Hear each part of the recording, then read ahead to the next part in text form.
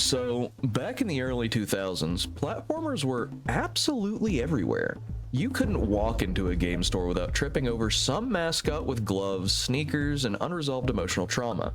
You had plumbers, bandicoots, dragons, raccoons, whatever the hell Blinks was supposed to be, and then Naughty Dog looked at all of that and said, what if we made a fantasy sci-fi open-world platformer with ancient precursor technology, eco-powered mysticism, hover cars, gunfights, and a small orange rat weasel creature whose entire personality is sexual harassment HR training videos?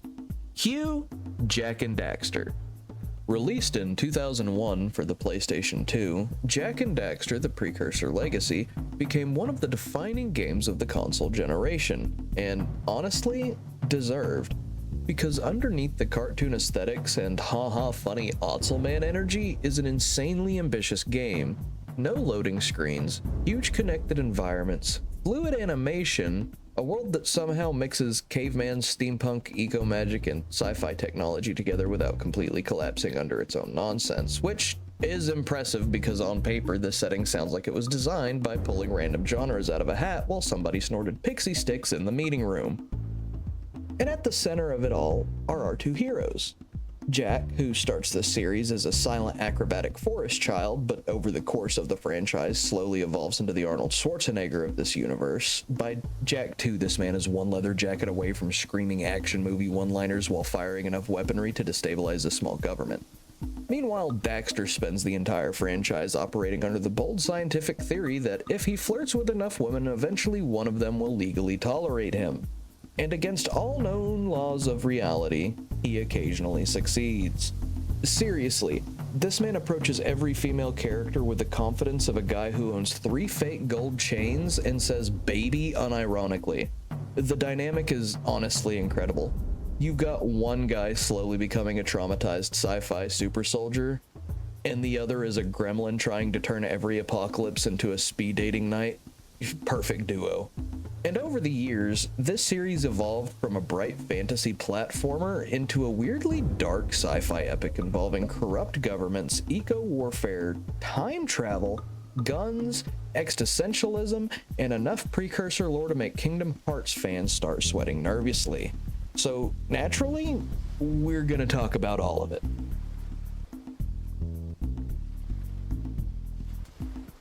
Jak and Daxter was created by Andy Gavin and Jason Rubin over at Naughty Dog and published by Sony Computer Entertainment, back when Sony was funding absolutely anything that looked technologically dangerous enough to accidentally summon a demon through the PlayStation 2. The first game, Jak and Daxter: The Precursor Legacy, dropped in 2001 and immediately convinced an entire generation of children that collecting glowing orbs was a legitimate career path. Now, after the success of Crash Bandicoot in 1999, Naughty Dog basically looked at the gaming industry and said, what if we made a platformer so seamless it psychologically manipulates people into forgetting that they've been sitting motionless in a puddle of Mountain Dew for 9 hours? Because at the time, open world with no loading screens was not a normal sentence. Most games back then loaded so often the disk drive sounded like it was trying to escape the console. You'd walk through one door and the game would hit you with a loading screen long enough to finish high school. But Naughty Dog wanted flawless transitions, constant movement, no interruptions, no levels, just one giant connected world flowing together so smoothly your brain never gets the signal to stop playing and shower.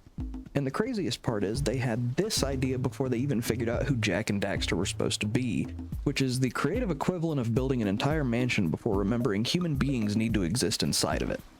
To start developing the world, they reportedly told the artists to just completely lose their minds and draw whatever they wanted, which honestly explains the final game perfectly because every area feels like it was designed by someone who drank 6 Red Bulls and stared directly into a lava lamp for 3 weeks. One of the biggest contributors was John Kim, who helped create animations that were absurdly advanced for the time. Seriously, these animations were smoother than a lot of modern AAA games today, which is honestly humiliating. There are current developers charging $70 for characters that move like refrigerated arthritis. He also helped shape the idea for Daxter himself, who was partially inspired by Abu from Aladdin according to John Kim in an interview, which makes perfect sense because Daxter has the energy of a crackhead raccoon that learned sarcasm and refuses to pay taxes. And somehow this loud, greasy little swear goblin became one of the most beloved mascots on the PlayStation 2. Now, with some of the proverbial crust of this uncrustable out of the way, we can get into the questionable contents of this, dare I say, bizarre adventure. The game opens with one of the most strangely ominous intros ever put into a colorful mascot platformer. We slowly pan over a giant pool of dark eco, this bubbling abyss of evil sludge that looks like Augustus Gloop leaning over Wonka's chocolate river after the FDA raided the factory for chemical warfare violations. You just know the smell could remove paint from a car. And while the world's angriest septic tank bubbles in the background, we're introduced to Samos, the Green Sage, voiced by Warren Burton. Now, Samos immediately launches into exposition with the raw energy of every chosen one prophecy mentor in human history. This man has questions. Who were the precursors? Why did they build all this weird ancient crap? Why is half the planet covered in this glowing doom juice? And how exactly did they harness Eco, the magical elemental goo that apparently powers everything in this universe? Seriously, this entire planet runs on spicy Gatorade. Samos says he searched for his answers his ancestors failed to leave behind. He asked the plants, but they were too stoned to answer. He asked the rocks, but they didn't care, which honestly tracks because I've also never received emotional support from a boulder. Then we cut to Sandover Village, the central hub of the game, where we meet Jak lounging around like he already defeated the final boss 3 games ago. And alongside him is Daxter, voiced by Max Casella, who at this point is not yet the orange rat ferret sleep demon we know and tolerate today. Now, right away we learn that Jak does not care about ancient history. Samos is over here trying to uncover the secrets of civilization itself, and Jak's basically like, yeah, that's crazy, bro. Anyway, want to trespass? Because the boys decide to immediately visit Misty Island. You know, the place they were specifically told not to go, because it's overrun with hostile creatures called lurkers. And within about 30 seconds, the game proves Samos completely right when the boys discover an entire army of the little crackhead goblins gathered around a giant precursor structure. This is also where we meet the villains. Well, yeah, villains. Gull and Maya, or as I like to call them, the Hot Topic Skeletor and the reason Daxter acts the way he does. Gull, voiced by Dee Snider, looks like Sigma from Overwatch if radiation poisoning became a lifestyle choice. Meanwhile, Maya, voiced by Jennifer Haggard, look, I'm just saying Naughty Dog absolutely knew what they were doing. Daxter takes one look at this woman and suddenly his entire personality makes perfect sense. Gull orders the lurkers to continue searching for eco and precursor artifacts, which the game claims are incredibly rare, a statement immediately disproven when Daxter trips over one like 10 seconds later. He hands the artifact to Jak and it glows because, of course it does, chosen one rules apply. And then Jak, possessing the critical thinking skills of a Waffle House customer at 2 AM, throws an ancient magical relic like a folding chair. The artifact rockets back, hits a lurker and explodes, launching Jak, who slams into Daxter, and launches him directly into the pool of dark eco, which transforms him into the orange Otzel creature on the cover art. Honestly, reasonable reaction from everyone involved. Daxter comes flying out screaming in horror after being chemically rewritten at the molecular level, and somehow Samos still sounds more annoyed than concerned. What in green tarnation do you two want? I was... Don't tell me! Instead of heeding my wisdom, the two of you went mucking around in the only place that I told you not to go! Misty Island! That's right! And then... And, Daxter, you finally took a much-needed bath, but in a bathtub filled with dark eco. Look, old man! Are you gonna keep yapping, or are you gonna help me out of this mess? I'm gonna keep yapping, because in my professional opinion, the change is an improvement. And besides, I couldn't help you if I wanted to. What? There's only one person who has studied Dark Eco long enough to have a chance at returning you to your previous form. Carl Acheron, the Sage. But he lives far to the north. Far to the north. Nobody has spoken to him in ages. I would teleport you there, but I can't do that either. None of the 3 sages that maintain the other teleporter gates have seen fit to turn their ends on for quite a while. The only other way north is by foot through the Fire Canyon, but its volcanic soil is hot enough to melt precursor metal. You can't just walk through it. But you could fly over it, if you had a zoomer equipped with a heat shield.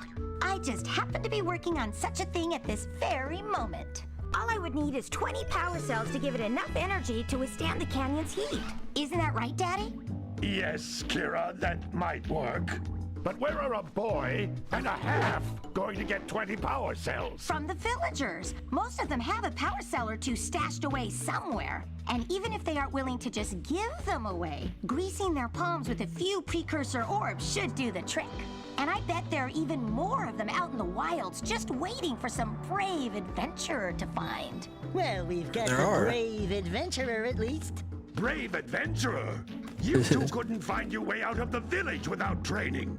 Before you do anything else, you better go through the warp gate and get some practice on Geyser Rock.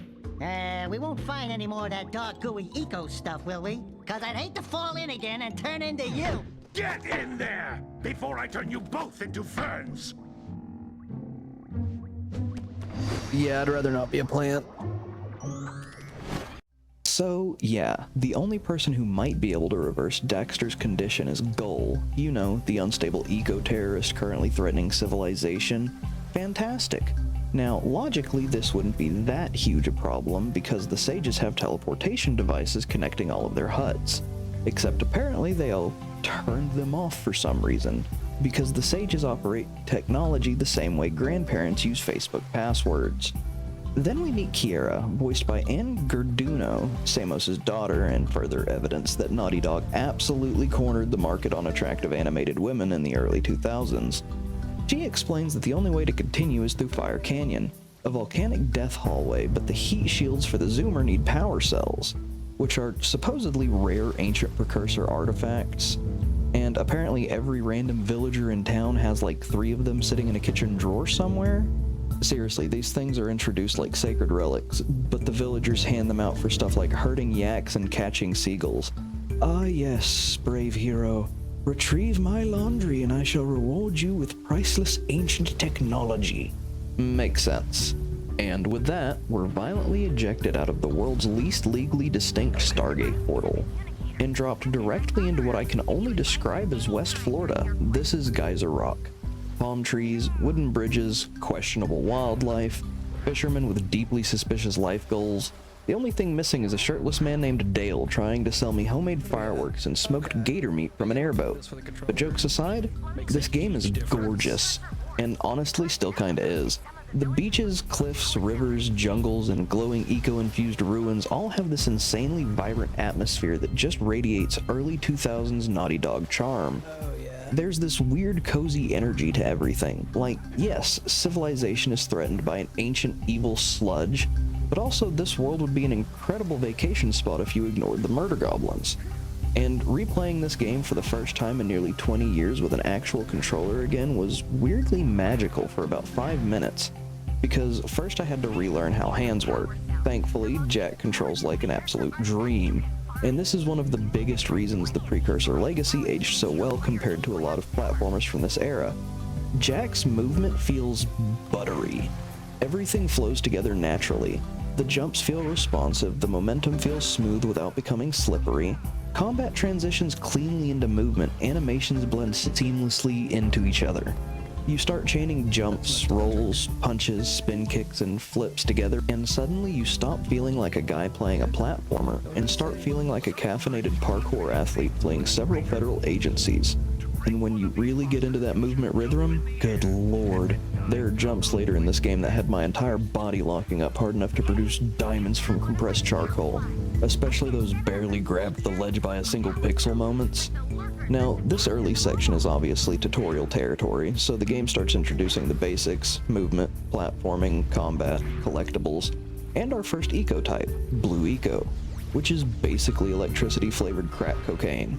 Touch the blue vent and suddenly Jak gains proportional speed and energy of a squirrel that just discovered pre-workout powder. Doors open automatically, machines activate, your movement speed spikes, and for a few glorious seconds, Jak turns into a lightning-powered ADHD missile.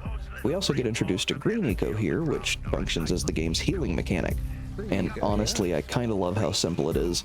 Small eco particles are scattered everywhere, and collecting 50 of the little glowing boogers converts them into a full health pickup.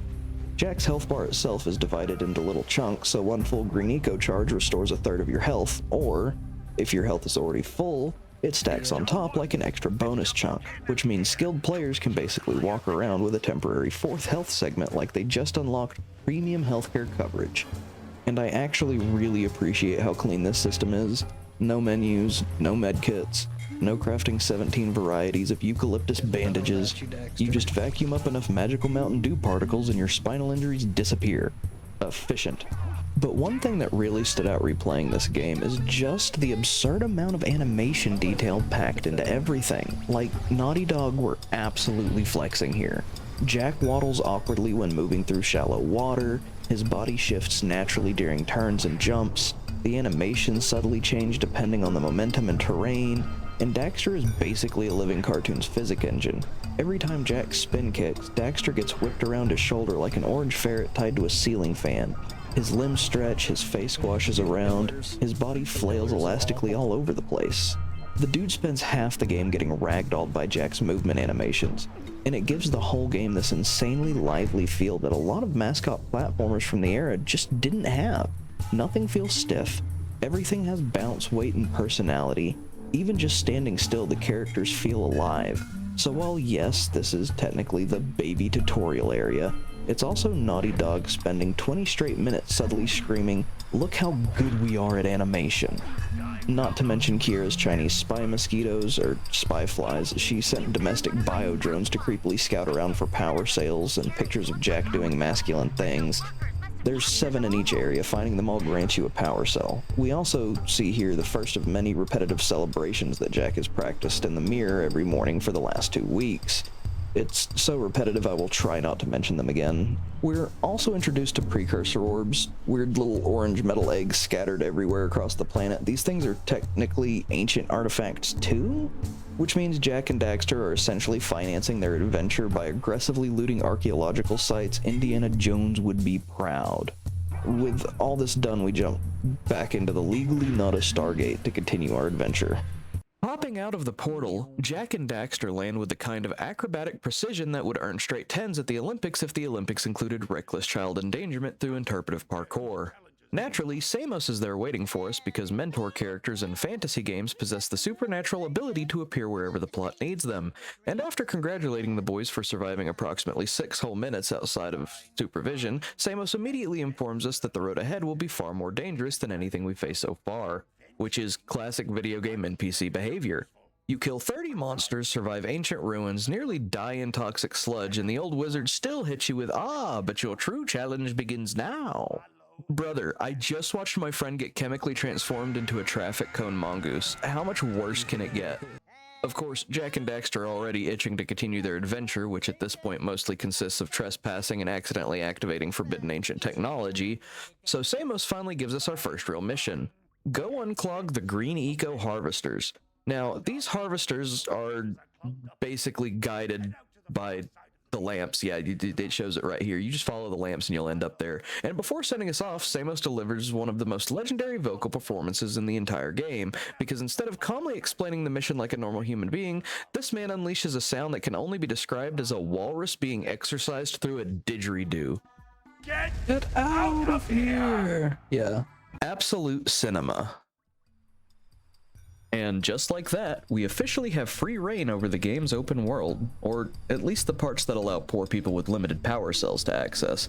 Because while this is technically an open world, it's still very much operating on the classic early 2000s system of, sure, you can explore freely after you pay the toll. Still, even early on, there's a surprising amount of freedom here. You can wander beaches, jungles, cliffsides, hidden pathways, precursor ruins, all interconnected without loading screens, which was honestly black magic for the time. And before we really dive into exploring, the game encourages us to talk to the villagers of Sandover. You know, the people whose entire economy somehow revolves around hoarding priceless ancient technology. This is where we meet the colorful cast of NPCs handing out missions. The mayor, the farmer, the birdwatcher, the sculptor, and the explorer who just casually claims to be Jak's uncle. And yes, those are basically their official names. This village operates like everybody forgot to fill out the character creation screen. Now, naturally, these people all need favors done because no video game civilization has ever once solved its own problems without immediately outsourcing labor to random teenagers. Need birds chased away? Child labor. Need crops handled? Child labor. Need ancient artifacts recovered from dangerous ruins filled with monsters? That's right, baby. Child labor. And in return, they reward us with power cells. Or If you don't feel like helping people, you can simply bribe them with precursor orbs, which is amazing because it means that the entire progression system of this village is built on either community service or raw unchecked corruption. Please, hero, help save our land, or give me 90 shiny eggs and I'll pretend that you did. Honestly, most realistic political system in gaming. And each villager generally offers 2 power cells, one for actually helping them and another for aggressively funding their retirement account with ancient relics. Except for the fisherman, because that man technically lives out in the jungle like some kind of swamp cryptid and therefore operates under a different economic laws entirely. Now, to save on time, I'm gonna briefly skim over what each of these villagers wants, instead of showing every single cutscene in full, because let's be honest, I'm already talking a lot. And half of you probably have this video on in the background thinking it's a Hugbees video anyway. If I start describing every individual conversation in detail, we're gonna be here until Jak 4 releases. So the farmer wants us to herd his cows back into their pen, which sounds simple until you realize these things move with the collective survival instincts of drunk shopping carts. The mayor wants us to head into the jungle and solve the village's energy crisis because the eco has stopped flowing, which is very concerning considering his entire civilization appears to run exclusively on glowing radioactive Capri Sun. One clogged pipe and the economy collapses. The sculptor wants us to find his muse, which turns out to be another little orange rat creature that looks like Daxter's unemployed cousin who definitely tries to sell fireworks behind a gas station. Meanwhile, the explorer, who again just claims to be Jak's uncle with absolutely no supporting evidence whatsoever, doesn't even pretend to need help. This man just straight up asks for precursor orbs. No mission, no emotional backstory, no crisis, just give me money. Honestly, most realistic NPC in the game. And then there's the birdwatcher, whose mission is exactly what it sounds like. This lady literally asks you to watch birds. Well, okay, technically we have to go knock a giant egg off a cliff so it hatches and grants us access to the flut, which sounds less like a fantasy creature and more like an insult yelled by a 1930s baseball coach. Soon enough, we've got the eco collectors in sight. Now, I'm not entirely sure why they're clogged, but it looks suspiciously like somebody went out of their way to place rocks directly on top of the vents. And instead of, I don't know, picking them up like a functional person with opposable thumbs, we solve the problem by repeatedly headbutting them until they explode. Because of course we do. Honestly, I've got half the mind to believe Samos blocked these vents himself just to give us something to do. Like, this is less ancient eco crisis and more Green Wizard assigns busy work to local parkour child. But hey, job done. The vents are cleared, another precious power cell is ours, and the ecosystem is marginally less clogged with wizardly negligence. So with that sorted, we move on to see what other power cells we can track down. And I'm gonna keep this brief, because at this point the village economy is basically just do chores, get ancient batteries, repeat until society improves. The next power cell we find is just sitting on top of a random ziggurat looking structure, which once again raises the very important question: how exactly is this stuff ancient, rare, and mysterious when it's consistently located in places that could be described as moderately inconvenient as picnic tables? At this point, precursor technology is starting to feel less like advanced civilization and more like someone's very poorly secured attic. Anyway, minutes later, we get our next objective, which is genuinely hard to explain without questioning everyone involved. Daxter spots seagulls at the very bottom of one of the structures and immediately has what can only be described as a legally questionable thought. He decides we should, and I quote, buzz them, which is a sentence that should not exist in a responsible ecosystem. So naturally, with the collective brain power of a child on a beach who has just discovered chaos, we begin mercilessly chasing these seagulls across multiple ziggurat platforms like we're running some kind of avian harassment training simulator. Jak is flipping, jumping, spin kicking, and parkouring across ancient ruins, while Daxter is screaming encouragement like a hyperactive air traffic controller who lost his job 5 minutes ago. And somehow, this completely unhinged bird-based speedrun ritual triggers a goddamn earthquake. Because of course it does. Ancient civilization logic. Annoy birds, destabilize tectonic integrity, receive power cell. And just like that, another power cell pops out as if the planet itself is rewarding us for participating in this wildlife-related misdemeanor. The next power cell actually comes from the Birdwatcher's mission, which is already a sentence that sounds like it was written by someone who should not be in charge of wildlife conservation. We finally reach the giant egg sitting precariously on a cliffside, and like any responsible adventurer would, or more accurately, like any unhinged PS2 protagonist with absolutely no veterinary credentials, we immediately begin violently interacting with it. Jak starts battering this poor unborn bird like it personally owes him money. We're talking full-on platformer physics solution here. Punch it, kick it, roll into it, repeat until the problem is resolved. Eventually the egg gets knocked off the cliff, which under any normal biological rules should result in a very short, tragic documentary narrated by David Attenborough. But instead the game goes, "Nice job," and rewards us with a cutscene in a power cell. No questions asked, no consequences, no bird-related ethics review board, just congratulations, you have completed poultry demolition. And honestly, that's kind of the Jak and Daxter experience in a nutshell at this point. Solve problem, accidentally commit ecological crime, receive ancient energy battery. I just barely think this one's worth noting, and I don't even think I'm going to count the rest of these through the series. I don't know yet, but the next one comes from collecting the spy flies in this area, so yeah, do with that what you will. You might think we were done with our bird-related war crimes, but no. Believe it or not, if I had a nickel for every time Jak and Daxter involved violently interacting with birds to obtain a power cell, I would have 3 nickels, which isn't a lot, but it is deeply concerning that it has happened more than once. So earlier you may have noticed the seagull casually scoop up a power cell like it was a shiny snack it found on the beach. And Jak, in what can only be described as responsible hero behavior according to absolutely nobody, decides the correct solution is to go beat it to death with his bare hands like a caveman who just discovered federal tax evasion. So we chase it down, and Jak starts swinging with the precision and emotional restraint of Mike Tyson on a caffeine overdose. Eventually the bird gives up on life, dignity, and aerodynamics all at once and spits the power cell out like it just got audited by reality. It launches about a football field away because of course it does, and now it's a frantic scramble across the terrain to recover our stolen magical battery, which, to be fair, it's not actually that difficult, but I am still left sitting here genuinely baffled at how many ancient ecosystem puzzles in this game can be solved by the phrase, "Have you tried hitting the bird harder?" So after, funnily enough, becoming Jonah and getting swallowed by some Jaws wannabe sharkfish thing, we eventually limp our way back to Sandover Village, because we've basically done everything we can do at the beach at this point, and the game politely taps us on the shoulder like, hey, maybe go talk to people again before you start committing more aquatic war crimes. So naturally, we head straight to our uncle's house, or rather, our alleged uncle, a man who functions as our guardian purely because he declared it with enough confidence and nobody filed the paperwork to dispute it. And he immediately informs us that Daxter has been rummaging through his coin purse like an orange goblin with no understanding of financial consent. And, shockingly, has stolen all of his precursor orbs. Which brings us back to the same question we've asked approximately 5 times. How rare are precursor orbs supposed to be? If literally every NPC in this village has enough of them lying around to get robbed like spare change, at this point the economy feels less like lost ancient artifacts and more like everyone is casually hoarding slightly fancy arcade tokens. Anyway, we fix the situation by paying the uncle 90 precursor orbs, and just to be absolutely clear about the emotional math happening here, we are not doing this out of justice, we are not repairing family trust, we are not resolving some deep character arc about responsibility or belonging. No, we are doing this because the power cells we get in return are worth more to us than this man ever will be.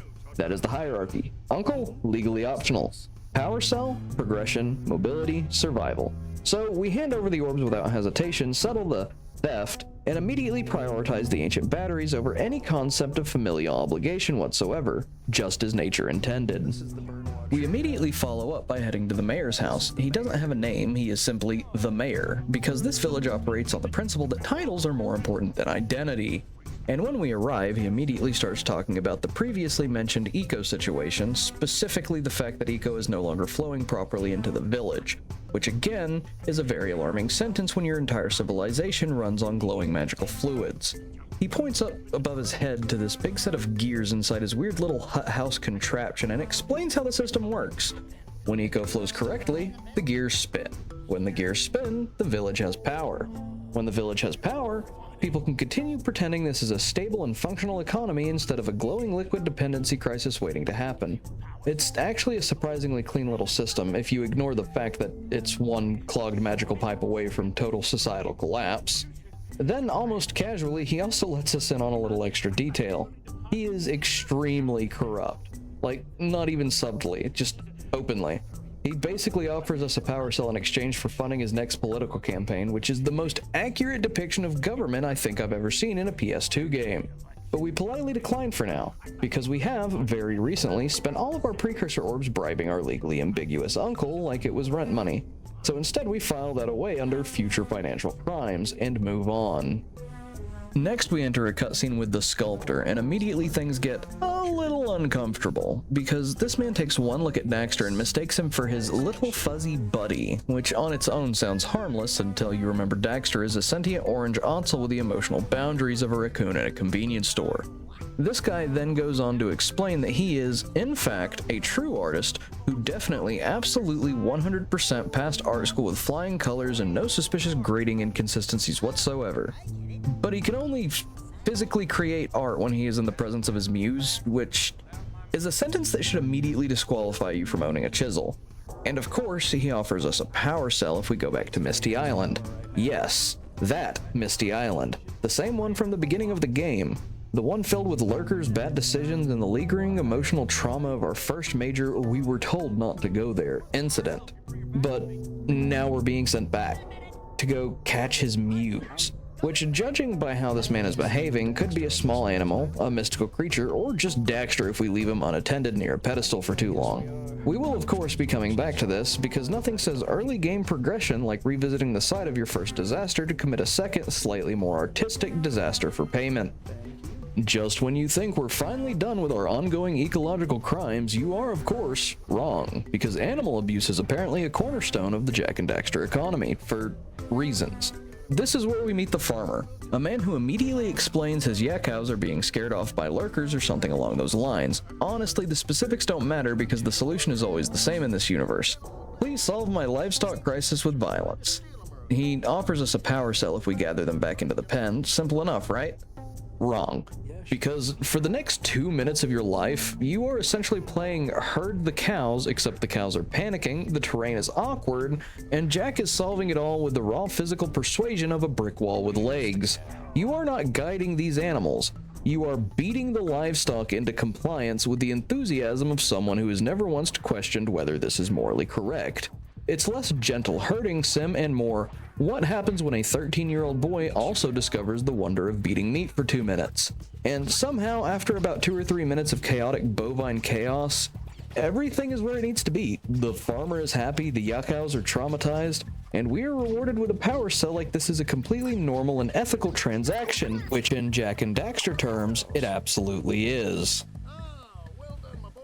You actually got those 3 bags back into the pen. Now I can sleep in peace. Take this power cell for your trouble.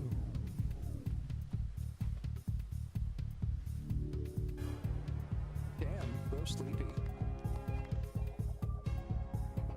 Almost immediately after this, we come across a Precursor Oracle, which is basically a weird ancient statue thing that's supposed to represent what the Precursors looked like.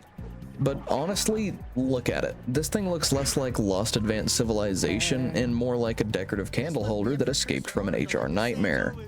Anyway, it wakes up and delivers the classic Chosen One speech, you know the type. I have awakened from my eternal slumber.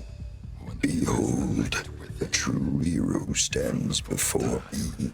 All very dramatic, very prophetic, I was definitely written in 5 minutes before deadline. And then immediately after hyping you up like you're about to be crowned king of destiny itself, it asks you for 120 eggs. For 1 power cell. No explanation, no justification, just impress me financially and I may grant you battery. Which is especially funny because these things are supposed to be ancient sacred artifacts of lost knowledge, and they're running what is effectively a roadside toll booth. And this isn't even a one-off. There are multiple oracles scattered around the world, all happily exchanging spiritual enlightenment for a slightly higher currency than your local farmer. Which means, canonically, even the precursors themselves can be bribed out of power cells if you're willing to pay enough shiny eggs. And that raises a lot of questions. Why do they want these orbs? What do they do with them? Do they just eat them? Is there a Precursor Costco somewhere we've never seen? And knowing there are 2,000 of these things sprinkled across this chaotic cupcake of a continent, but you only need around 1,600 to actually collect everything. This means roughly 400 of them exist purely to make you question your life choices while you vacuum up ancient currency like a raccoon with ADHD. Now, pilfering precursor prejudice aside, we can finally move on and push into the next zone, the Forbidden Jungle, which is immediately just further confirmation that Jak and Daxter's core navigation skill is basically go where you're explicitly told not to go and see what happens. This place looks like it was ripped straight out of the Jungle Book after it lost a legal battle with reality. You've got snakes hanging from trees like they're trying to avoid taxes, piranha lurkers lurking in the water like they're unionized hazards, rope bridges missing planks for that authentic trust issue simulator experience, poisonous bugs that are also somehow just more lurkers because apparently every problem in this world can be classified under guy with too many teeth. And the whole area just feels hostile in that very specific early 2000s way where the environment itself is actively trying to convince you to stop exploring. Naturally, it's also home to the Jungle Temple, which we will absolutely be entering shortly after we figure out what's disrupting the flow of eco to the village. Because if there's one thing we've learned so far, it's that every single environmental crisis in this world can be traced back to ancient ruins, glowing liquids, something being clogged, broken, or aggressively mismanaged. So, yeah, we're basically just eco-plumbers with worse safety equipment. Just kidding.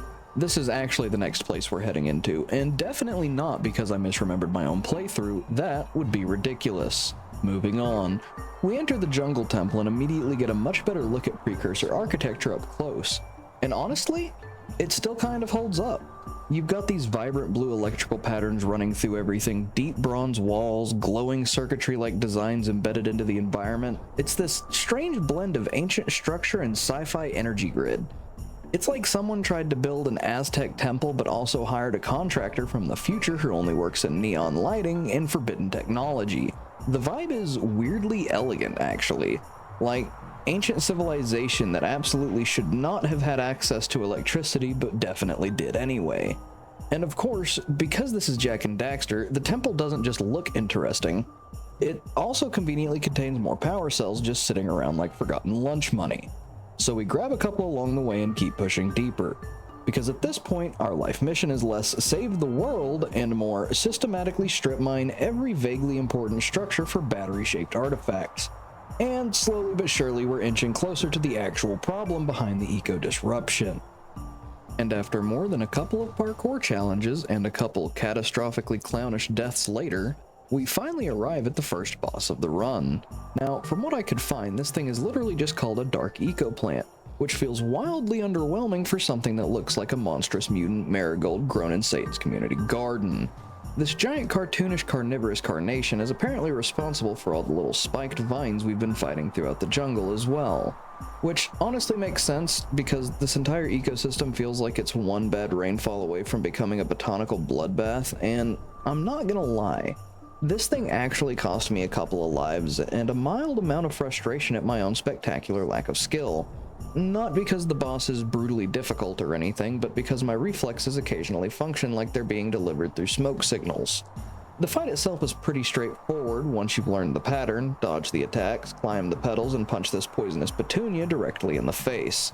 Classic gardening procedure. So, after a few tries, some persistent panic, and several painfully preventable mistakes, I finally emerged victorious. The floral freak collapses, we claim yet another precious power cell, and naturally, I spend the next few seconds childishly cheerfully jumping up and down on the plant's corpse like a caffeinated caveman celebrating his conquest over photosynthesis itself.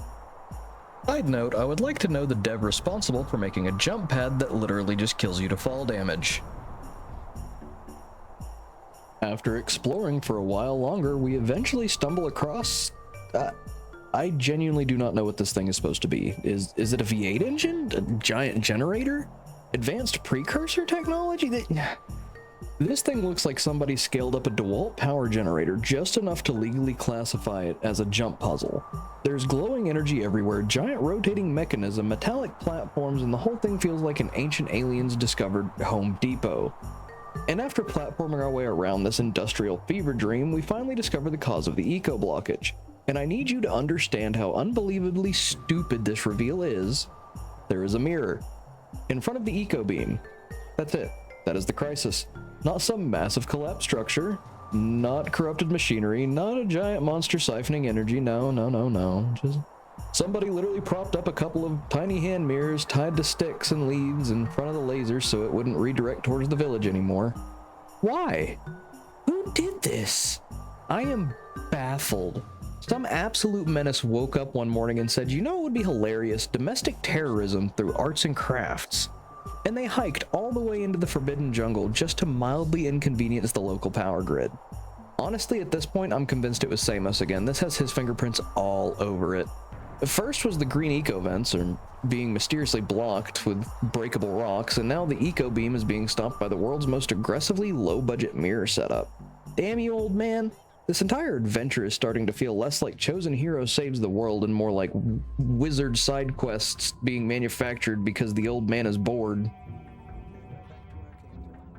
There's not a whole lot to say here. I went back to the mayor, got paid for fixing the eco crisis, and I bribed him for his other power cell. So moving on. In the process of dealing with the jungle temple, we also activated all the blue eco vents across the world, which means we can finally go back to the beach and solve the one puzzle we couldn't earlier, because nothing motivates exploration quite like, remember that mildly annoying thing from 40 minutes ago? So we head back to the beach, charge ourselves up with magical lightning cocaine, and start platforming across all these tall stone pillars jutting out over the ocean. And at the end of this little obstacle course, we finally come face to face with the absolute bastard who's been bombarding us from a distance this entire time. A lone lurker operating what appears to be a full-blown medieval howitzer. This little goblin has spent the entire beach section launching explosive bags of gunpowder at us with the dedication of a Home Depot pirate. And I want to be clear here. This is less a heroic mission and more me pursuing revenge for the unforgivable crime of mildly inconveniencing me earlier. There is no greater motivator in gaming than that enemy annoyed me once. So naturally, we storm the platform, beat him senseless, and hijack the cannon ourselves. And honestly, worth it. Not for the power cell, not for the progression, but for the deeply personal satisfaction of finally silencing that smug little mortar monkey. So now, in true gaming fashion, I backtrack again, as if I haven't been doing that the entire game already. Back through the jungle we go until we finally meet the fisherman. A man living alone in the swamp like a catfish cryptid. This soggy sea goblin immediately starts lamenting about how the lurkers sank his boat and ruined his fishing business. According to him, they're the reason he can't catch fish anymore. Which is totally the problem. Definitely not a skill issue. Absolutely no possibility this man is just ass at fishing. So naturally, for his power cell, he asks us to catch 200 pounds of fish. Excuse me? At first I'm thinking, okay, that's not so bad. The average fish weighs like, what, 5 pounds? This should take like 30 seconds. Nope. Because of the rule of this minigame are completely bass-ackwards nonsense. You stand under the bridge, swinging a net around a tiny little line-shaped area while fish swim past at Mach 4 like they're late for salmon court. Every normal fish counts as 1 pound, golden fish count as 5, and if you catch even one poisonous fish, instant failure. Not lose some points, not take damage, no. The fish touches your net and the game acts like you dumped a cyanide directly into the local water supply. Mission failed. And honestly, the minigame itself isn't hard because of complexity, it's hard because it turns your nervous system into microwaved calamari. You're sitting there panic swinging this net around trying to avoid toxic fish while scooping it up enough seafood to feed 5 people in Sandover Village until the meat rots from lack of refrigeration. This man does not need 200 pounds of fish. This is fish greed. This is aquatic hoarding. This is the behavior of a man one bad day away from becoming the codfather. But eventually, after enough frantic floundering and emotionally exhausting trout-related trauma, we finally reel in the goal. The fisherman rewards us with another power cell and grants us access to the Misty Island via his boat. You know, the same boat Jak and Daxter stole in the intro cutscene to get to Misty Island in the first place. So apparently this entire time, we could have just asked? Why? Why even ask or do a favor when you've stolen it once? You regularly steal and trespass. Why suddenly have a heart? Directly from Dale the fanboat faring Floridian to his fanboat parked not so far away, Jak and Daxter finally embarked toward the near shore of Misty Island. Because of course we are.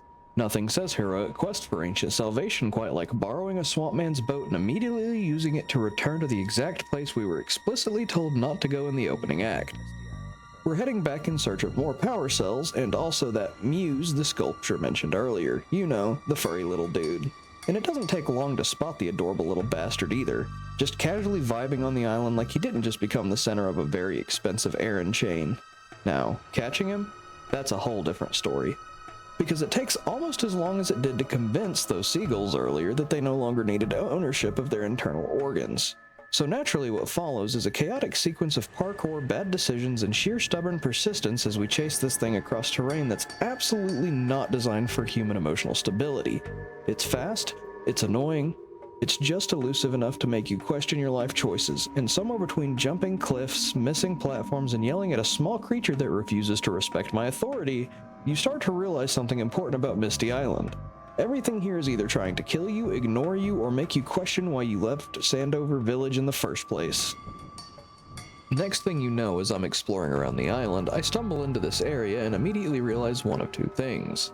Either I have completely ruined the intended progression path by accidentally wandering into content out of order, or this is the exact area from the intro cutscene because Daxter suddenly warns Jak that they have been here before, which honestly tracks because my sense of direction in platformers is held together with duct tape and misplaced confidence. But continuity doesn't matter for very long, because Jak immediately does something, while still primitive here, becomes one of his defining character traits throughout the series. He starts handing out violence at an industrial level, and I swear to God this is the first glimpse of the future PS2 action movie monster Jak eventually becomes. This man starts stacking lurker bodies with the kind of speed and disrespect usually reserved for Kratos having a mildly inconvenient afternoon. Punch, spin kick, uppercut, dead goblin, repeat. The combat in Precursor Legacy is simple, but there's a weirdly aggressive rhythm to it that makes every hit feel so personal. Jak doesn't fight like a hero. He fights like someone who's getting progressively more annoyed that these creatures keep interrupting his cardio routine. And maybe I'm biased because I'm the one playing here, but honestly, watching Jak absolutely cave in waves of lurkers with primal knuckle to skull retaliation is deeply satisfying, especially once you get into the flow of movement and combat together. It's fast, it's fluid, it's surprisingly mean for a colorful mascot platformer, and yes, I'm overselling it slightly, but this is my video, which you should definitely leave a like on. Please. Come on. Don't make me beg. Daxter already does enough embarrassing things for both of us. I do not personally care about this part too much. It's just a random vehicle segment where you have to hunt down these balloon lurkers and kill them with extreme prejudice in return for you. There's not a lot there, yeah. Our purple-haired, furry-fixated pal, the sculptor, is naturally overjoyed to have his muse returned safely, which means, of course, Power Cell. You know the deal by now. At this point, these things are being handed out with the consistency of expired coupons at a grocery store. But this one actually matters, because by now I've collected almost every available Power Cell in this area, which makes the next section just a little easier. Kinda. See, I had technically already unlocked the path forward earlier when we finished the fishing challenge, which, by the way, I still do not apologize for the fish puns. I refuse. Those jokes were quality entertainment, and I assist at least 3 of you left against your will. Either way, with enough power cells gathered, the heat shield is finally powered up and ready to go, which means there is now absolutely nothing standing between us and Fire Canyon. And immediately the game's vibe shifts from, haha, whimsical beach platformer to, welcome to vehicular manslaughter over Melton death pits. Because Fire Canyon is basically Naughty Dog looking directly at the player and saying, oh, you thought the zoomer was for fun? Daxter is, of course, being his usual sexually harassing goblin self while Kiera explains the situation ahead of us. Apparently, Fire Canyon reaches temperatures of over 500 degrees, which sounds terrifying until you realize that's roughly the temperature of a decent convection oven. So according to this game, your average suburban kitchen appliance is apparently capable of melting ancient precursor metal. Good to know we could have solved this entire crisis with a Home Depot gift card and poor financial decisions. But before I can question the thermodynamics too much, we're off. Straight into this molten nightmare at absurd speeds aboard the Zoomer. And here's the gimmick. If the vehicle overheats, we explode. Immediately. So now Jak and Daxter have to desperately cool the Zoomer down by either smashing through cooling balloons or launching themselves high enough into the air for the heat gauge to drop a little, which creates this wonderfully stressful gameplay loop where you're simultaneously dodging hazards, lining up jumps, managing heat and praying you don't slightly clip a wall and instantly combust like a hot pocket forgotten in the microwave. And honestly, the section rules.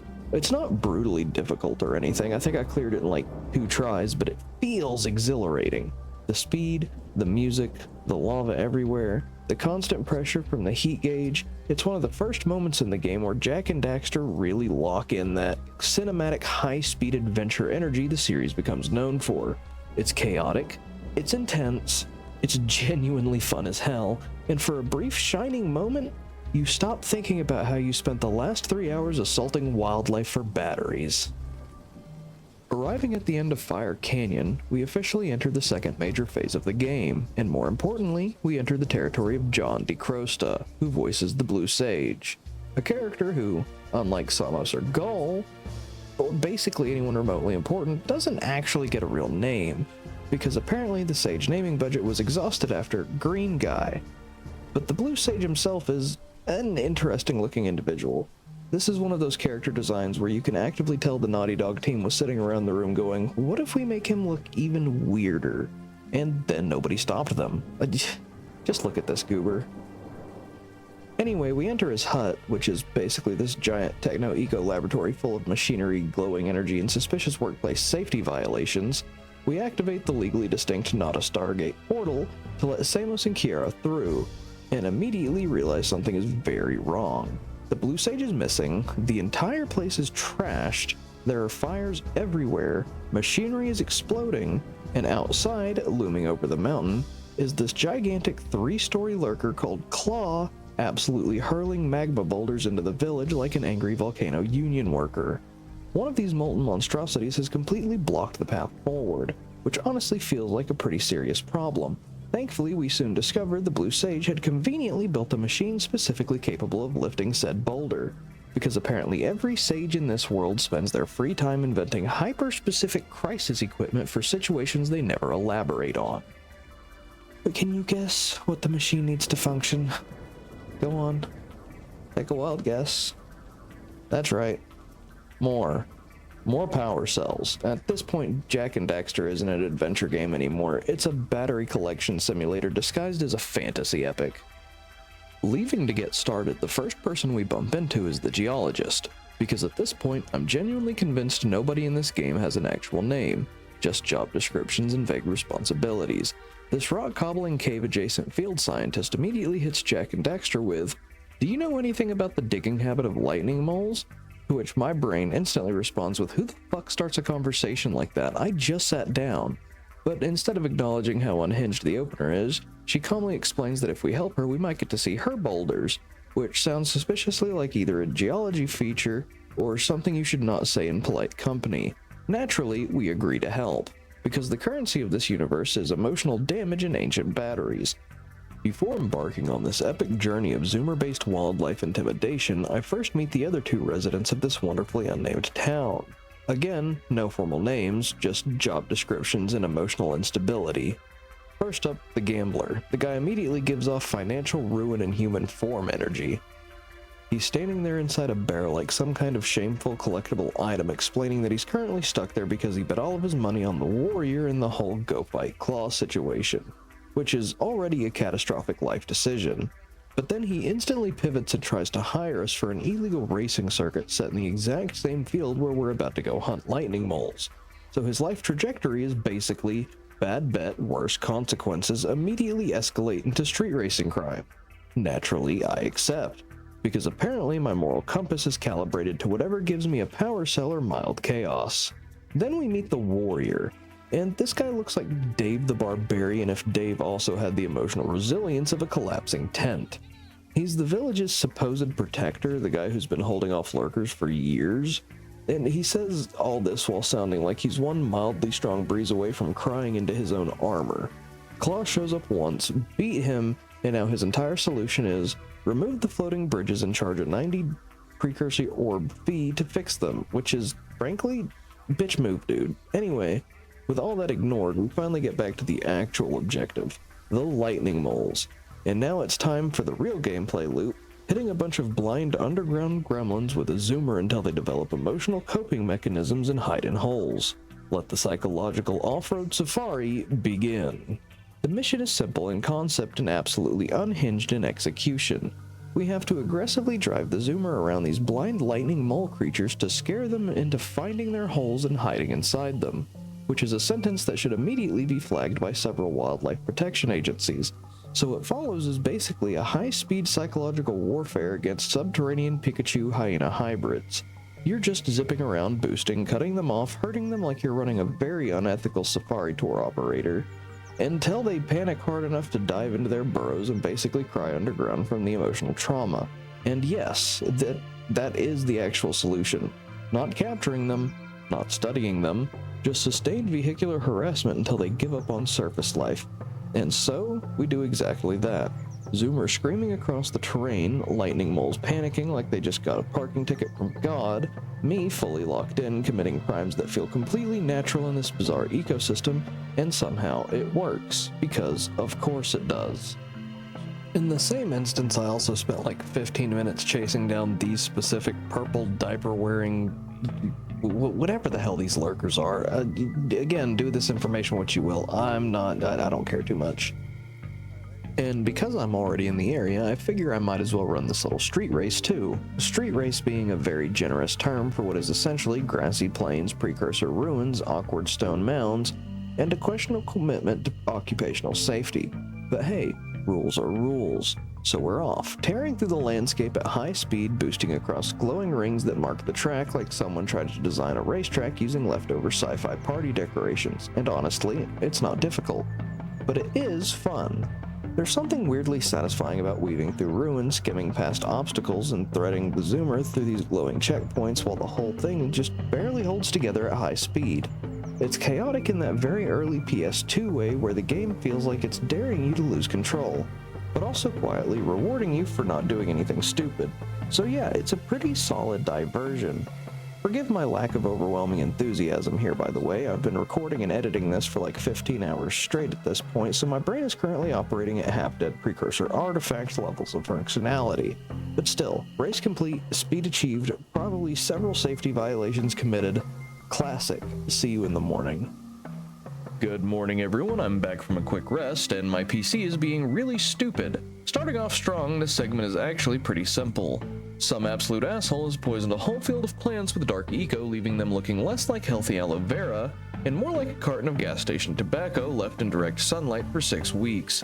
These poor things are shriveled, corrupted, smoking slightly, and honestly look like they're one strong breeze away from becoming a controlled substance. Thankfully, we're informed that by filling the zoomer with green eco and spraying the plants, we can heal them back to normal, which means this mission is essentially high-speed magical crop dusting, and honestly, the visual transformation is kinda satisfying. You zip around blasting these dying plants with healing energy and they instantly spring back to life all lush and vibrant again. Looking less like diseased jungle cabbage and more like the kind of herbal remedy college freshmen suddenly become experts in after one philosophy class. So, naturally, we spend the next few minutes driving around the fields, absolutely juicing these plants with glowing green liquid until the entire area looks healthy again. The ecosystem is saved, the plants are thriving, and Jak and Daxter have accidentally become the world's most reckless agricultural specialists. We return to the geologist after all this, and add about another 14 minutes onto the runtime, considering I didn't even bother showing the repetitive race retries or the spy flies, because frankly, there's only so much footage of me collecting glowing bugs society can endure before it becomes a performance art. Anyway, she's absolutely thrilled that we successfully maimed, frightened, and psychologically devastated those lightning mole Pikachu hyena creatures so thoroughly that they're apparently accepted underground exile as a lifestyle choice. And as promised, we finally get to see her power cell. Damn it, Naughty Dog, you cannot word dialogue like that around a woman built like a DreamWorks character and not expect my brain to briefly stop functioning. I wanted to see the rock scientist's shoulder boulders, instead I got another glowing battery. So while I may leave this interaction slightly less satisfied than originally implied, we are, at the very least, one step closer to our goal, which at this point appears to be collect enough magical car batteries to solve every social, political, and geological problem in the known world. Next, we head over to the Gambler to see if he has anything to say, and quite frankly, his dialogue is so short, I believe Naughty Dog was getting tired of this character at this point, and yeah, I could see why. I don't want to see this barrel ever again. Dave the dork here is more thrilled about me paying him to move the bridge back into place than a tiny-headed oracle statue giving away the allowance it's been hoarding for the last 3,000 years, but he does it anyway. The floating platforms rise back into place, the path ahead opens up, and our brave heroic warrior once again proves that his greatest battle was apparently against self-confidence. Because let's be honest here, the 16-year-old mute twink with anger issues has accomplished more in the last few hours than this double-wide, teary-eyed failure of a warrior has managed in what sounds like his entire military career. Jak has fought monsters, survived volcanic death races, solved ecological disasters, single-handedly reduced the local lurker population by like 40%, and this guy lost one fight to Claw and immediately turned into a toll booth operator charging teenagers emotional support taxes. Generational fraud.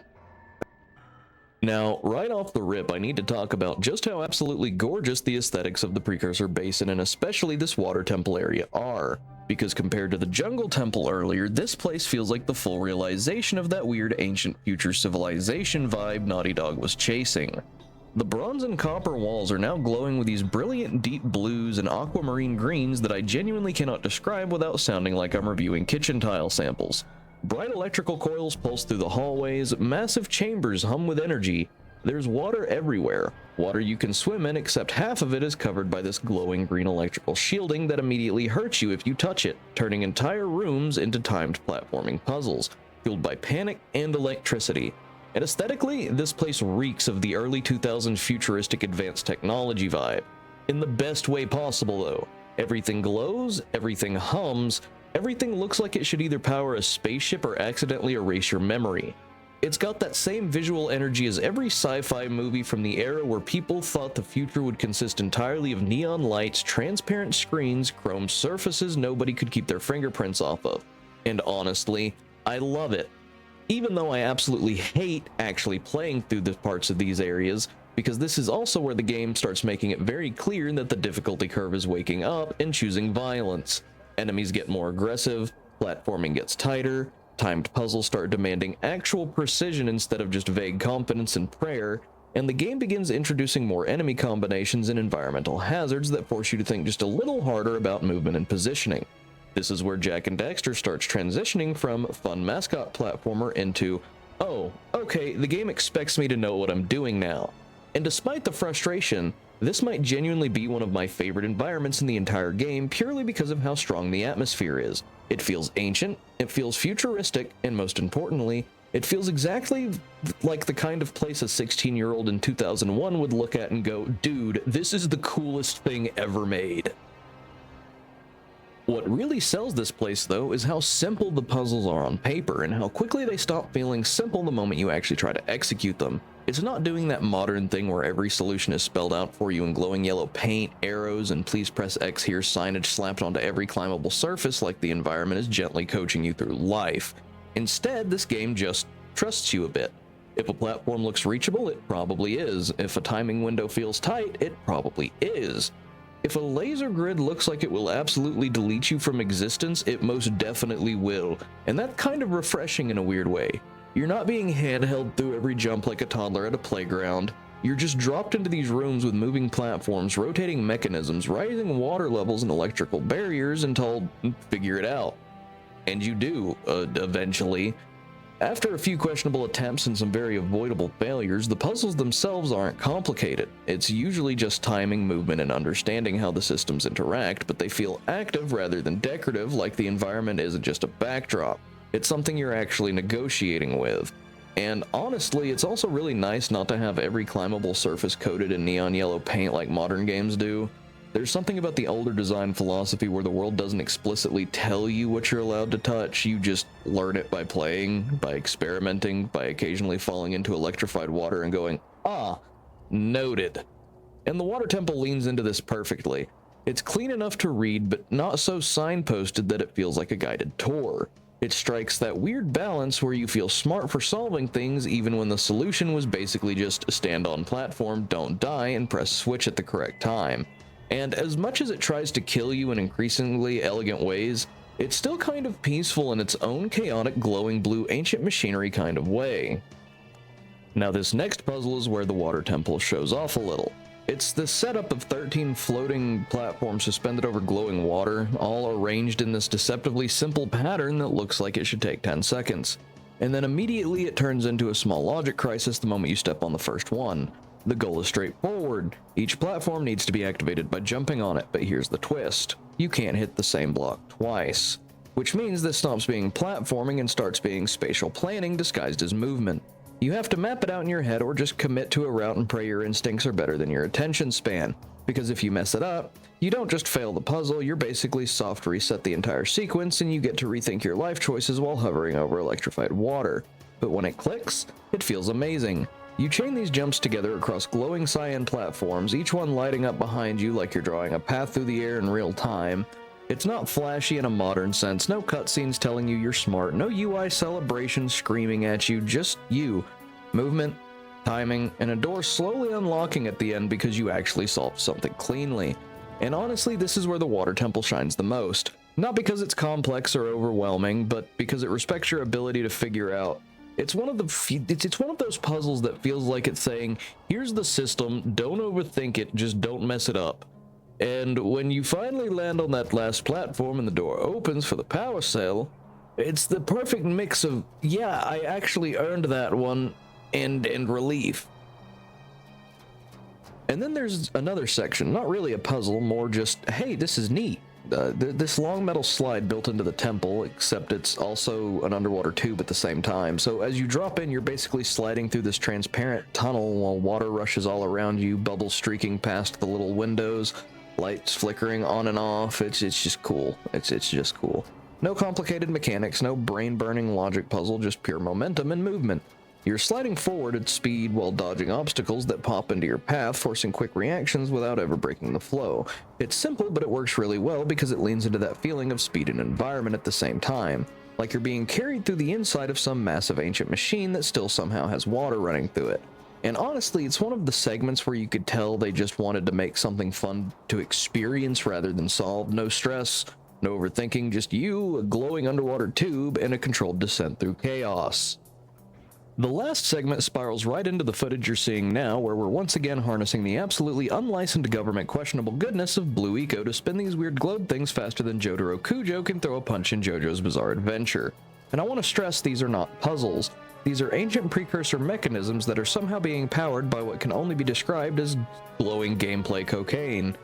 We're sprinting through the switches, charging up with Blue Eco, and basically forcing these massive orbital devices into motion through sheer velocity and poor supervision. All of this is to raise a giant underwater pod back to the surface, something the Blue Sage was apparently working on for quite a while. Which, honestly, I completely understand now. Because if I lived in this underwater electrical death maze of rotating death globes and timed platforming misery, I too would probably abandon the project halfway through to go live somewhere with chairs that don't try to kill me. But we persist, because power cells. Always power cells. So we finish the sequence, everything spins into place, the pod rises, and we get rewarded with yet another glowing battery for our efforts. And just when you think we're done with the underwater misery, the game politely says, hey, remember that slide you liked earlier? So of course we go back down. One last ride on the underwater metal tube of motion sickness and bubbles, and at the end of it, another power cell. Because at this point, the economy of this world is just do anything vaguely dangerous, receive battery-shaped reward.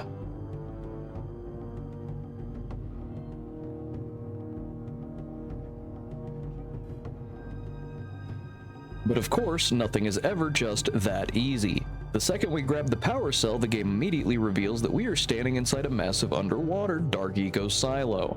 Because apparently in this universe, people don't store grain or water or anything normal in silos. They store the most caustic, vile, corrupting, black licorice-looking Gatorade known to science. And someone thought, yeah, let's just put that in a pressurized underwater container. What could go wrong? So naturally, the instant we pick up the power cell, everything goes wrong. The chamber starts flooding with dark eco, alarms are blaring, and suddenly we're locked into this forced perspective parkour sequence where the game politely says, good luck. And now we're running in circles, literally. Timed jumps, platforms sliding in and out of the walls at extremely suspicious, legally questionable intervals, every landing just barely safe enough not to kill you, but also stressful enough to make you question whether you've ever actually controlled a video game character before. It's one of those sequences where your brain goes into pure autopilot panic mode. Jump, miss, recover, jump, panic, almost die, somehow survive, repeat. All while Dark Eco is flooding the room and the camera is locked in a way that's intentional, saying you are not allowed to see comfort again. And honestly, at this point, I'm just thinking we really should have brought a can of Febreze, because this Dark Eco stuff smells like absolute unfettered primordial ass. And simply because I know you're gonna want to know, completely unpredictably, yes, escaping this also rewards you with a power cell. We roll into the cutscene where Kiara is all thankful that we've collected enough power cells, because of course we have. She explains once again that the machine is now fully powered and capable of lifting the giant boulder blocking the path to Claw, which is information we already knew like 3 hours ago, but hey, exposition is like seasoning in this game. It just keeps getting reapplied whether you need it or not. And just like that, the route to Claw is finally open. Progress. Actual honest-to-God progress. Naturally, Daxter immediately does what Daxter does best. Attempts to dodge responsibility and instead hang around Kiara like a gremlin with zero respect for personal space or narrative urgency. Classic behavior from the world's smallest unrepentant menace. Now, you may have noticed something happening in the way I've been playing through all this, and that's because I've kind of been routing around in a way that I thought might be able to skip Boggy Swamp. I absolutely hate that place. So I've been collecting extra power cells in each area, over prepping like I'm trying to emotionally bribe the game into letting me bypass it. But of course, this is Jak and Daxter. The game does not care about your feelings, it only cares about swamps and inevitability. We will touch back on this, unfortunately. We see Claw roaring in primal rage as we gear up for the fight, and very quickly it becomes clear that this isn't just another big enemy situation. This is one of those, oh, this thing is actually huge moments. Like the camera has to actively negotiate with reality to keep him on screen, something they address by keeping him far away in the boss fight. Claw is this towering blue-furred, mechanically armored monstrosity perched up on the mountain like an angry kaiju who's decided that personal space is a myth and everyone else is wrong for existing near him. And of course, the boss arena itself is already hostile before he even gets involved. You've got 3 main platforms floating over lava, constantly being targeted by incoming boulders that Claw is just casually hurling down like he's trying to terraform the entire region through spite alone.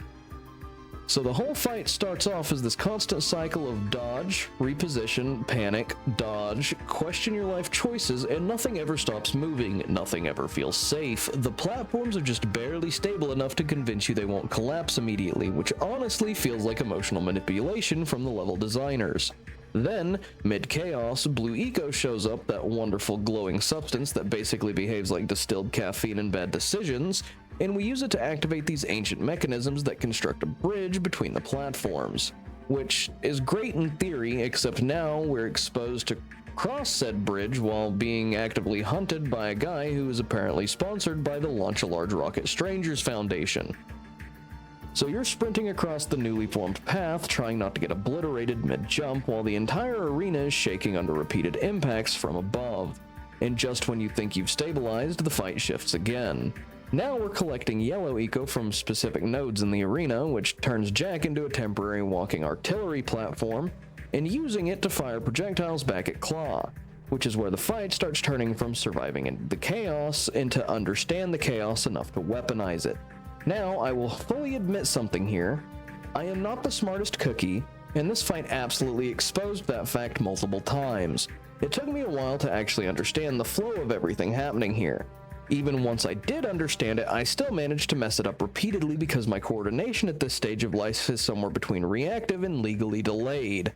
There were multiple swan dives into lava, several moments where I definitely missed jumps that should not have been missable, and in general, feeling that my hands were playing a slightly different game than my brain was trying to describe. And to be fair, this is very much one of those early game skill gates that speedrunners use as a benchmark. It's designed to make sure you actually understand movement, timing, and environmental control before the game continues throwing worse things at you later. So yeah, it's meant to be difficult, it's meant to punish mistakes, and it's definitely not meant to be brute forced through blind optimism and vibes. But slowly, over time, the pattern starts to make sense. You realize the rhythm of it. Dodge the boulders, use the blue eco to rebuild the path position for yellow eco counterattack at the right moment, repeat before something explodes. And eventually it clicks that Claw isn't just a raw damage sponge throwing rocks at you, he's actually part of the puzzle.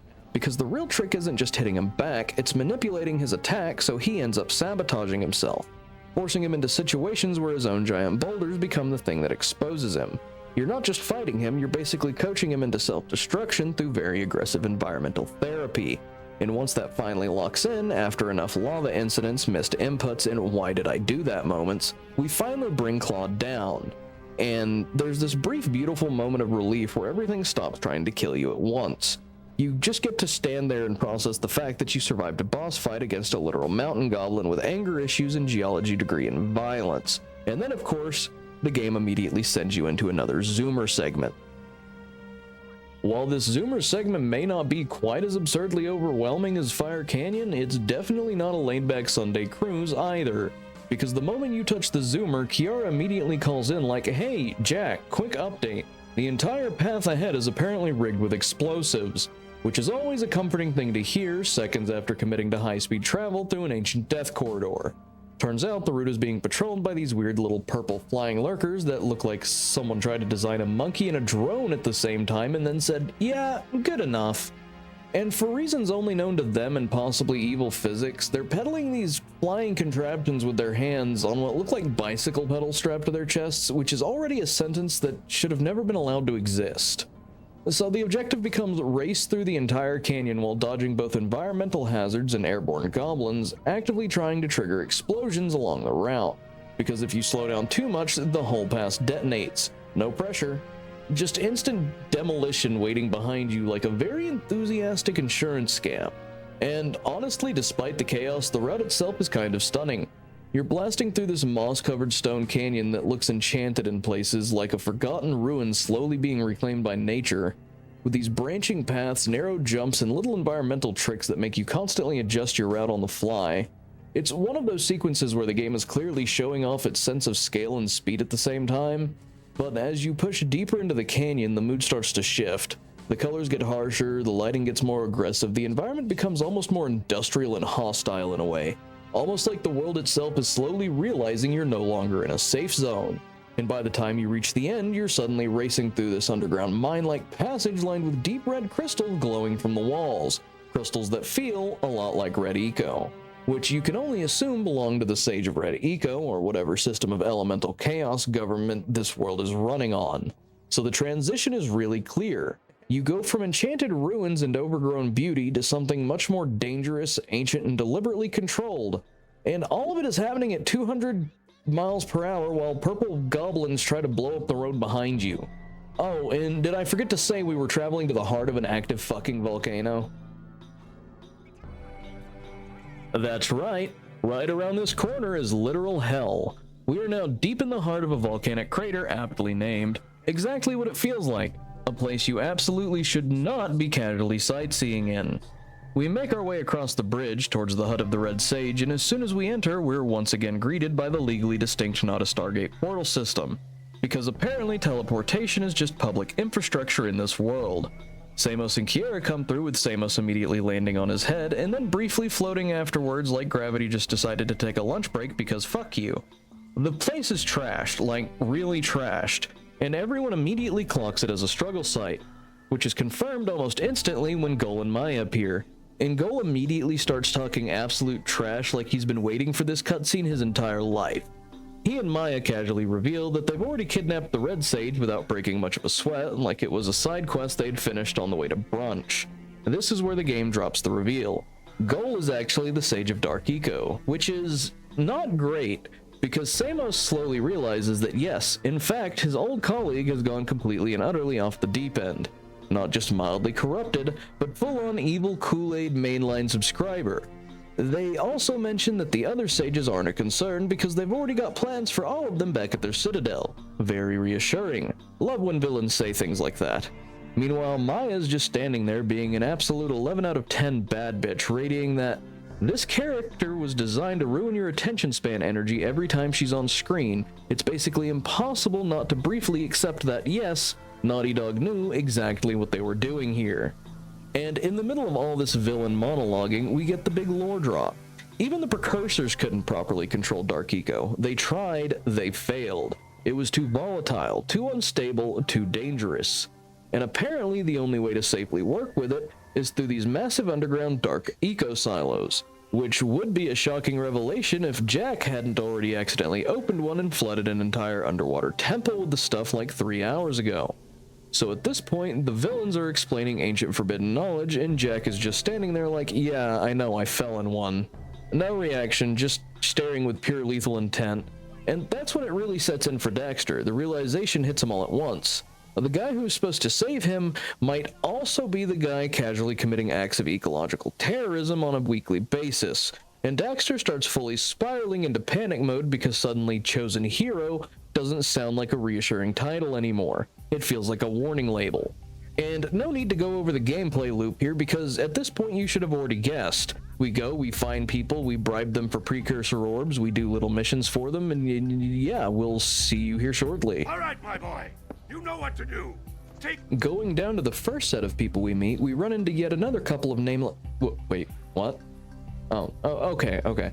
I've just been informed that these two actually do have names. This is Gordy and Willard, a Mario and Luigi adjacent pair of miners currently deep in a tunnel system obsessively digging for a gemstone that in typical Precursor fashion is probably worth more than the entire regional economy combined. So naturally, they're just casually sitting on generational wealth like it's a pocket lint. But here's the twist. These guys are also weirdly stacked because instead of being broke cave dwellers surviving on dirt and optimism, they've somehow managed to accumulate 4 full power cells, just sitting there. Like they went, yeah, we don't need these right now, and we decided to hoard ancient reality batteries instead of, I don't know, solving literally any of their own problems. So we're in this bizarre situation where the miners are effectively the bank, and we're just walking up like, hello, yes, I would like to convert your cave currency into my progress bar, please.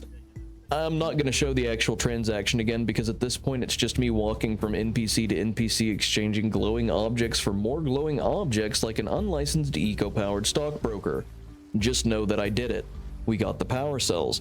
We moved on, and somehow the economy still makes less sense than it did 5 minutes ago.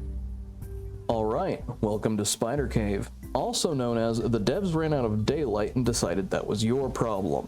This place is a massive underground cavern sitting beneath volcanic crater, and it immediately sets the tone with dark eco pools, stalagmites, stalactites, and enough uneven terrain to make a mountain goat file a complaint.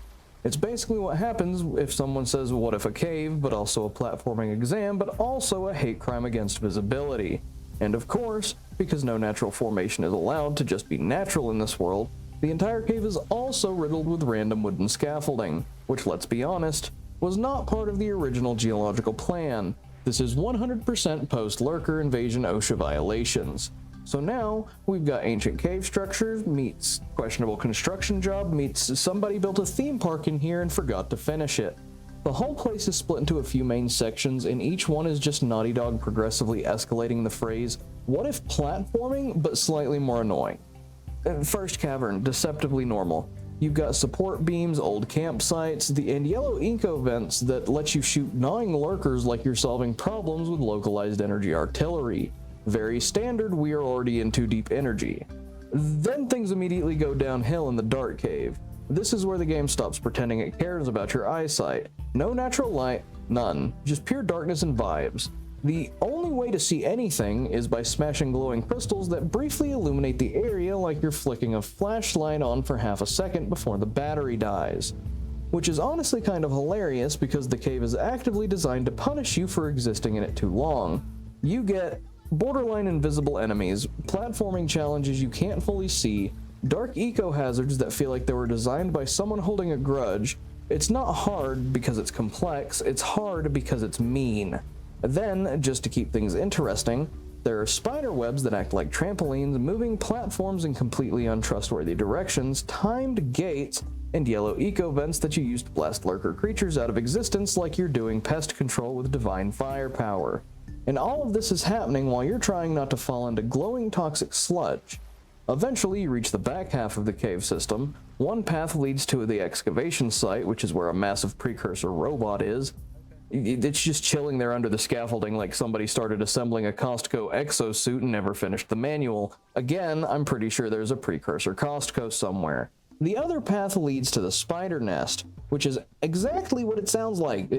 Eggs, tunnels, the kind of biological horror that makes you reconsider every decision that led you into this cave. And of course, because this is Jak and Daxter, both areas are mandatory for progression and power cells. So you're bouncing between giant robot archaeology simulator and spider daycare from hell. And yeah, you die a lot. Not because you're bad, but because Spider Cave is fundamentally designed like someone said, what if we removed visibility, added spiders, and then made the player do parkour anyway? Alright, welcome to Snowy Mountain, aka congratulations, you have unlocked the part of the game where physics becomes optional and your controller is now an ice scraper. This is a high altitude nightmare sitting way above Volcanic Crater, and the game very politely introduces it by saying, hey, you liked platforming? What if it was slippery, windy, and full of infinite enemies? Because of course it is. You get here via a gondola out of Volcanic Crater, which already feels like the world's least safe public transportation system, and naturally access is gated behind the usual requirement of, have you collected enough glowing life batteries to be allowed to have fun yet? So you hit the teleporter, grab a couple more power cells, and suddenly the game is like, congrats, you may now enter Antarctica, but make it hostile. And for speedrunners, of course, there's an entire set of rules about when you can technically access it, how many cells you can have, and what kind of reality loopholes you can exploit, because nothing says fantasy platformer like accidentally rooting tax law. Anyway, Snowy Mountain itself is basically what happens when someone builds a military base inside a freezer and then forgets to turn the difficulty down. We've got frozen cliffs, ice bridges that absolutely do not respect your grip on life, avalanche paths that casually yeet giant snow boulders at you, and bottomless pits placed with the kind of confidence that suggests someone was mad while designing them. And of course, lurkers. So many lurkers. Endless lurkers. Yetis spawning out of the snow like the mountain itself is just constantly exhaling enemies. Ice lurkers in frozen lakes, regular lurkers in forts, lurkers in caves. At some point you stop thinking of them as enemies and start thinking of them as environmental weather patterns with teeth. There's even a full-on lurker fort in the middle of the mountain because apparently the invasion budget included architecture. And it's not just traversal either, the mountain actively tries to kill your sense of momentum. You'll be crossing an ice bridge feeling confident, and then the game gently reminds you that traction is a myth and gravity is always negotiable. Then there's the grotto section tucked behind some trees, like it's trying to be subtle, which is hilarious because it contains the yellow eco vent switch, a device so important it basically changes how combat works globally. So naturally it's just chilling in a cave in the snow like it's a forgotten light switch in God's basement, and once that's activated, suddenly the world opens up in the most chaotic way possible. Yellow Eco becomes your ranged solution to everything, which means the game has officially upgraded you from platforming adventurer to glorified elemental pest control technician. And then there's the Flut, which is honestly just the game going, hey, you want to ride a bird and do platforming but worse? Because yes, Snowy Mountain is one of the few places you get to use it alongside Boggy Swamp, which feels like a cruel joke pairing the two environments together. The Flut sections are basically time jumps, floating platforms, huge chasms, and the constant fear that you slightly misjudged a landing and now you are legally dead. Speaking of chasms, there is one so large you basically need a bird-assisted leap of faith just to cross it, because normal human legs, absolutely not enough. And of course, at the end of all that, there's a power cell sitting in the most inconvenient possible place, like the mountain itself is mocking you for getting that far. And the whole time you're doing this, the game just calmly is throwing more lurkers at you like, you thought you were done? That's adorable.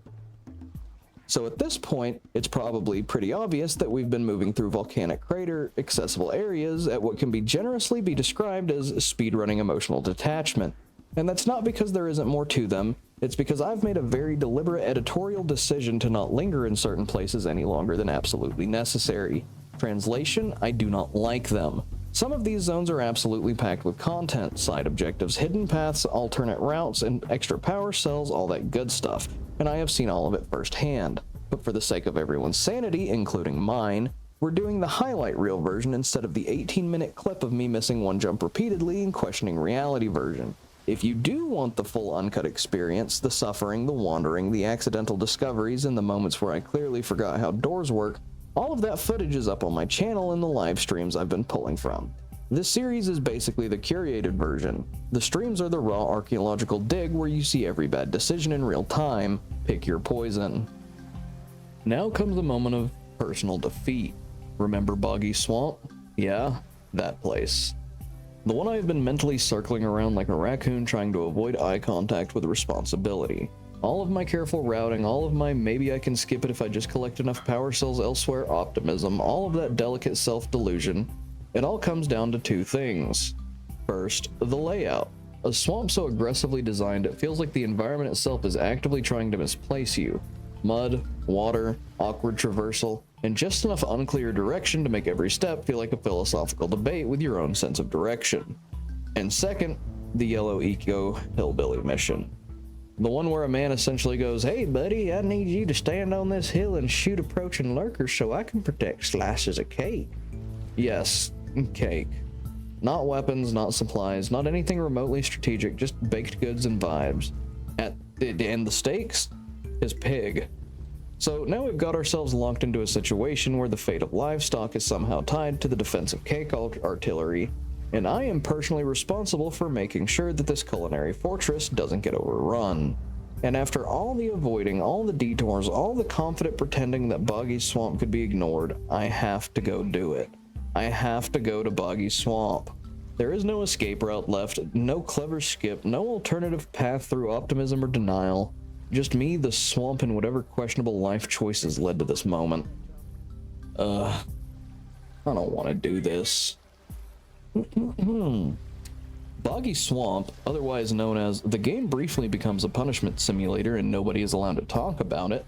This is a backwoods marshland sitting just off Rock Village, accessible via pontoons that only exist because some guy decided, after a long meeting with himself, that water shouldn't be consistently traversable unless you complete a side quest first. So we're already off to a great start.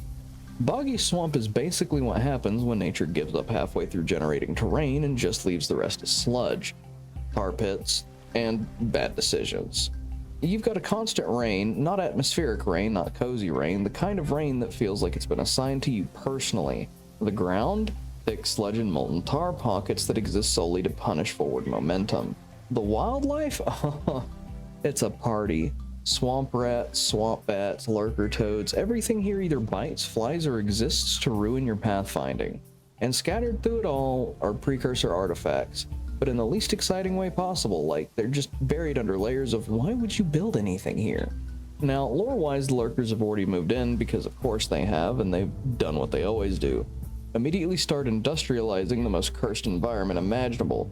They've got a dirigible hovering over the swamp like some kind of evil hot air balloon OSHA violation, anchored down by cables tied to massive rocks scattered across the map.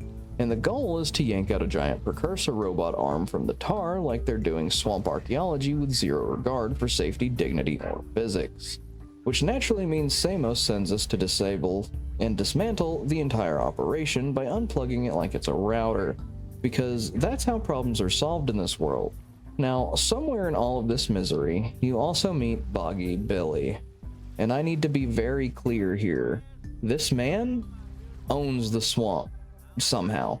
Legally or spiritually or through swamp-based feudal nonsense, he has claimed this entire nightmare as his property. He's got a shack, a hip hog named Farthy, and the confidence of someone who should absolutely not be in charge of anything larger than a toaster. And his big problem is that ever since the lurker invasion, his pet hip hog has ran off. So naturally, instead of doing literally anything himself, he tasks Jak with protecting Farthy's snacks from waves of swamp rats using Yellow Eco. Which sounds simple until you actually do it, because what it really translates to is stand in a swamp, defend cake-adjacent bait from endless angry rodents, while everything is wet, sticky, and actively trying to kill your momentum, which you don't have any because you're not even moving anyway. And this is where the minigame reveals its true form. It's not defense gameplay, it is not challenge design, it is a test of patience disguised as agriculture. Swamp rats come in like they got unionized schedules, Yellow Eco runs out at the worst possible moments, the hit detection feels like it was calibrated by someone who has never seen a controller before in their life. And Boggy Billy just stands there like, good job. Keep it up. Like he's not actively outsourcing his entire livelihood to a teenager and a cursed orange weasel. And yeah, I do not like this minigame, not in the oh it's tricky way, and I would rather reassemble a broken bridge in Snowy Mountain while blindfolded way.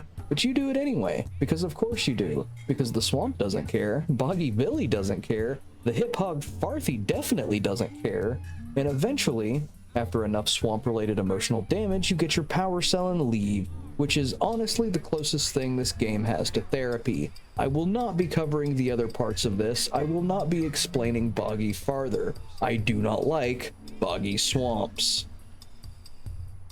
We finally arrived in the lava tube where Kiera casually drops the news that she's upgraded the shields to withstand 800 degrees, which is a sentence that only makes sense in a world where minor improvement still includes continued survival in a geological oven.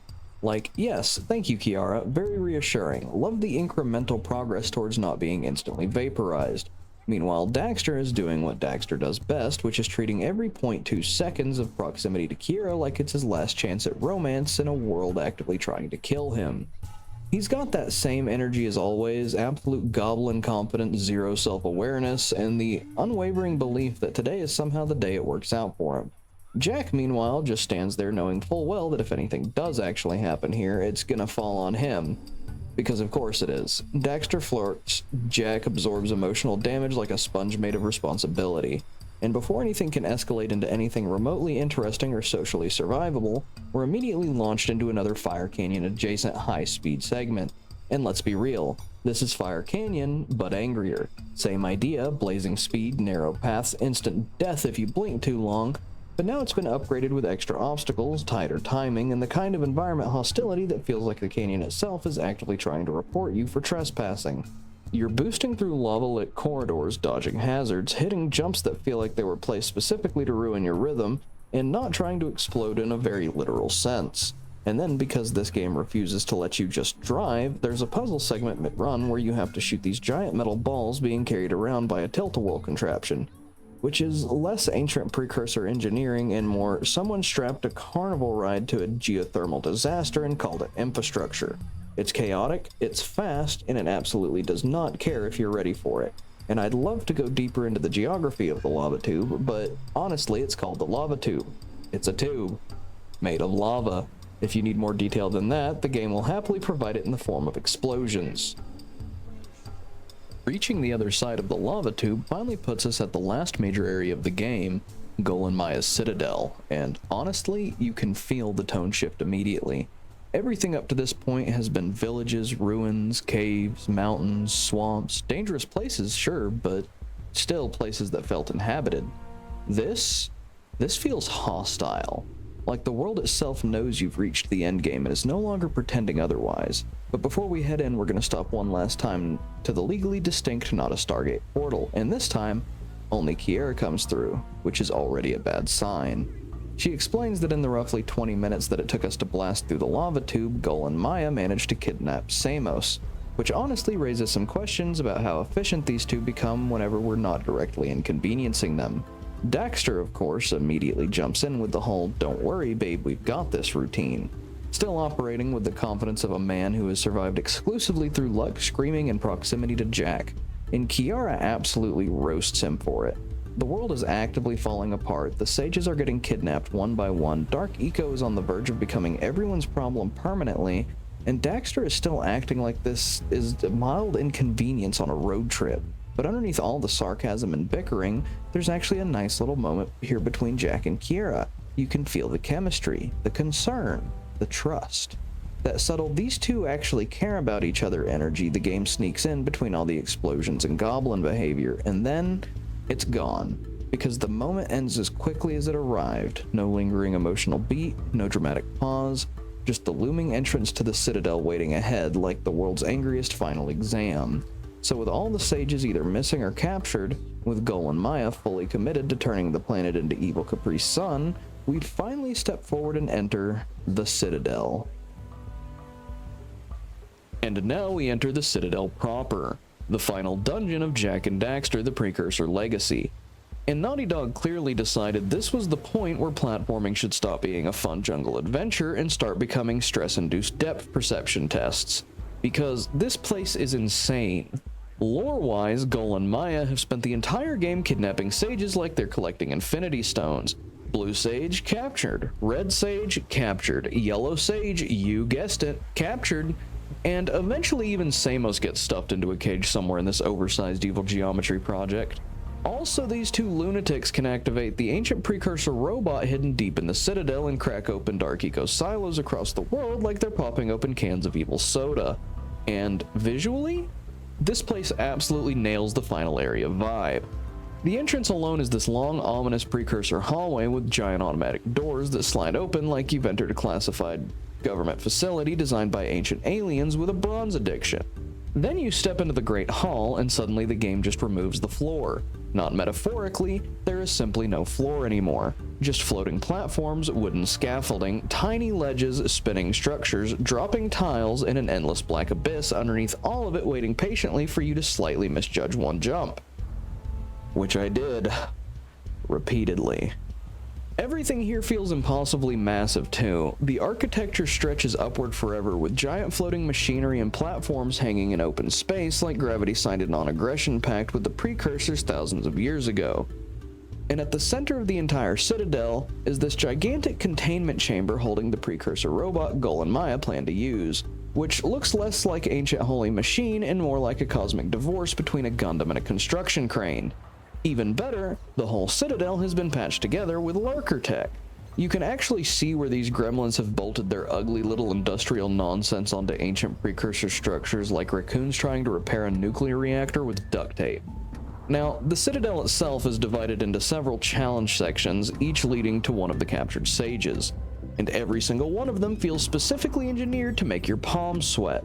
The Blue Sages section is basically an evil assembly line factory hanging over Oblivion. Massive moving machinery, floating platforms, industrial torch systems, conveyor belts, and all of it carrying the distinct energy of one missed jump and you become paste on the cave floor 6 miles below.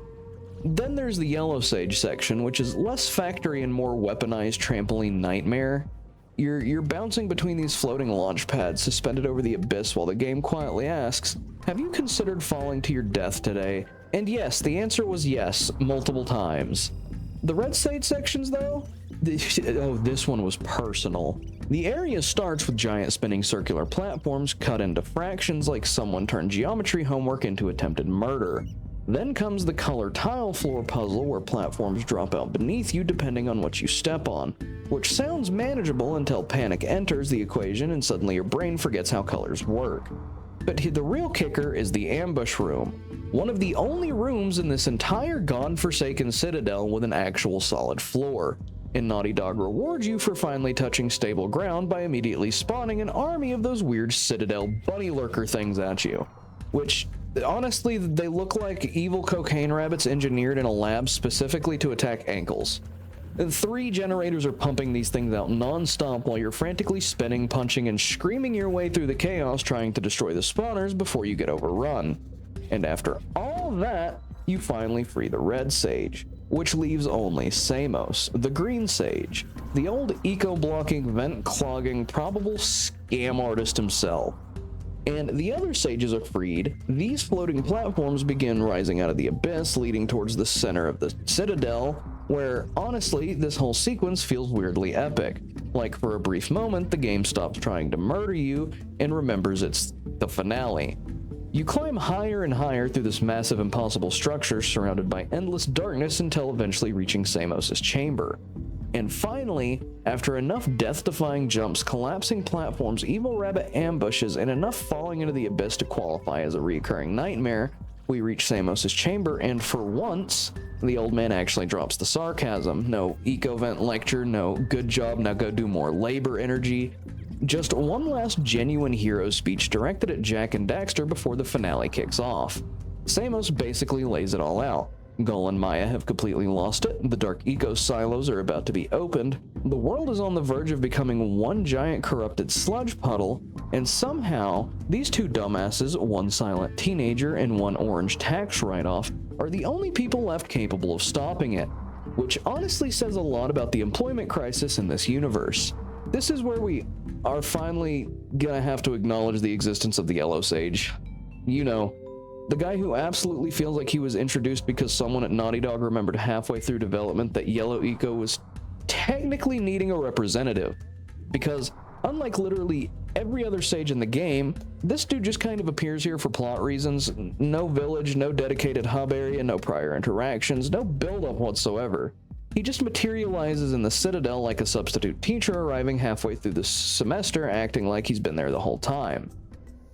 And the funny thing is, that's because he was supposed to have more. So now we've got the blue sage, weird tech wizard, red sage, giant barbarian energy, green sage, old eco-conspiracy grandpa, and yellow sage, hello, yes, I too would have been involved in this entire time, please don't question it. But with all the four sages finally together, the tone shifts hard. Because now there's nothing left.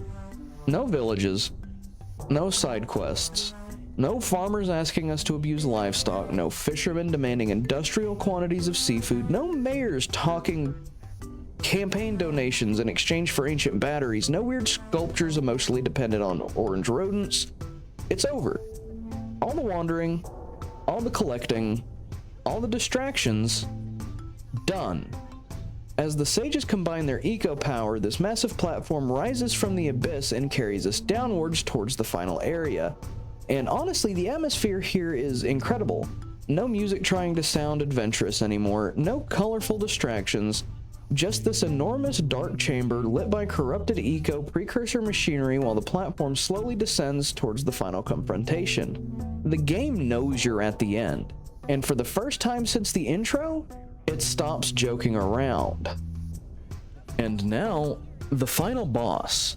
Gull and Maya have fully committed to the supervillain lifestyle and climbed inside a giant precursor robot we've been staring at this entire time, which immediately raises the question, why did they even bother sending Claw after us earlier when this thing exists? This robot could have picked Claw up and used him as a back scratcher. It's gigantic, covered in weapons, and powered by eco.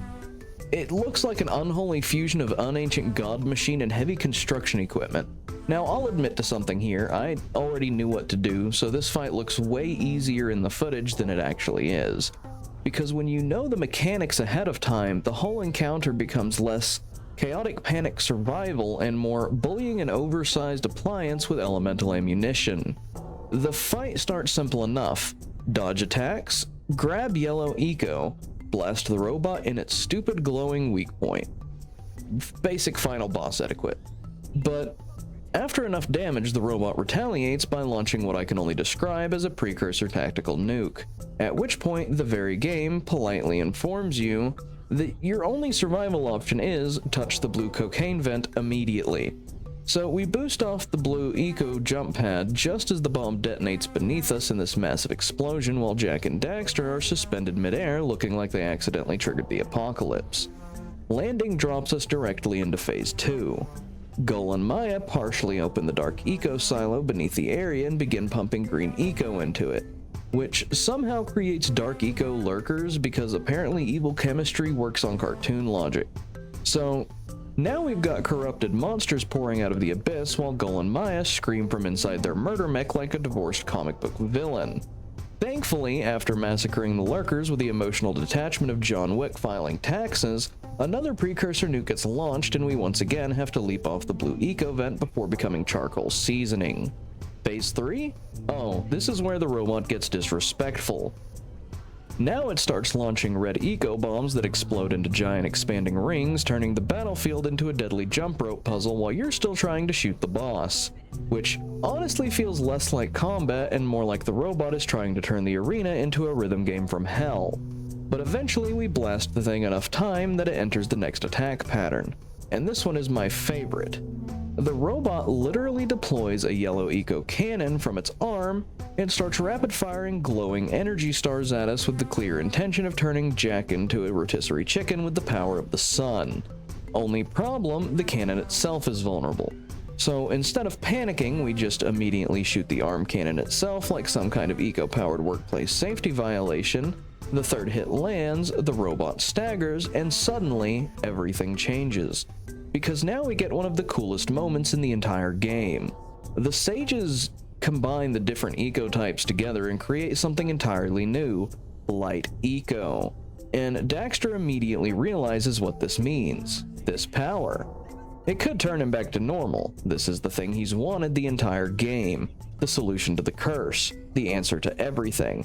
And for the first, and honestly one of the only 2 times in this entire series, Daxter locks the hell in. No jokes, no flirting, no cowardice, no screaming. He makes the hero choice instantly. Save the world first. Which honestly hits way harder than you expect from the Orange Goblin comic relief character. So instead of using the light eco on himself, we weaponize it. Jak grabs the light eco and suddenly ascends to the power of a Dragon Ball destroyer god. This man basically hits the Precursor robot with a full force Hakai. And the thing absolutely disintegrates. The body explodes, coming apart, the arms vaporize, the weapons collapse, the entire mech gets atomized. Except for the head, which tumbles screaming down into the dark eco silo just before the chamber seals shut, trapping Gol and Maya inside forever to drown in the single most disgusting substance ever conceived by mankind. An infinite pit of bubbling evil sludge Capri Sun. Honestly, deserved. And with Gol and Maya seemingly reduced to evil soup ingredients, we get the ending celebration cutscene. And frankly, this thing has the energy of a middle school theater production trying very hard to feel magical. Everyone watches in awe as Jak and Daxter slowly float back towards the Citadel platform while performing what can only be described as the most awkward off-brand Black Swan interpretive dance sequence I have ever witnessed. They are spinning, there's dramatic music, and the entire thing feels like the animators were told, make it emotional without further instructions. The sages are all standing there staring in amazement while Jak descends from the heavens after briefly becoming a literal eco-powered god of destruction for approximately 23 seconds, and Samos immediately switches up. Instantly. This man goes from go unclog my eco vents to yes, of course, I always believed in you heroes. Sure, buddy. Totally not because you just watched Jak erase a giant murder mech from existence with the force of a Dragon Ball finishing move. Then comes the emotional downside of the ending.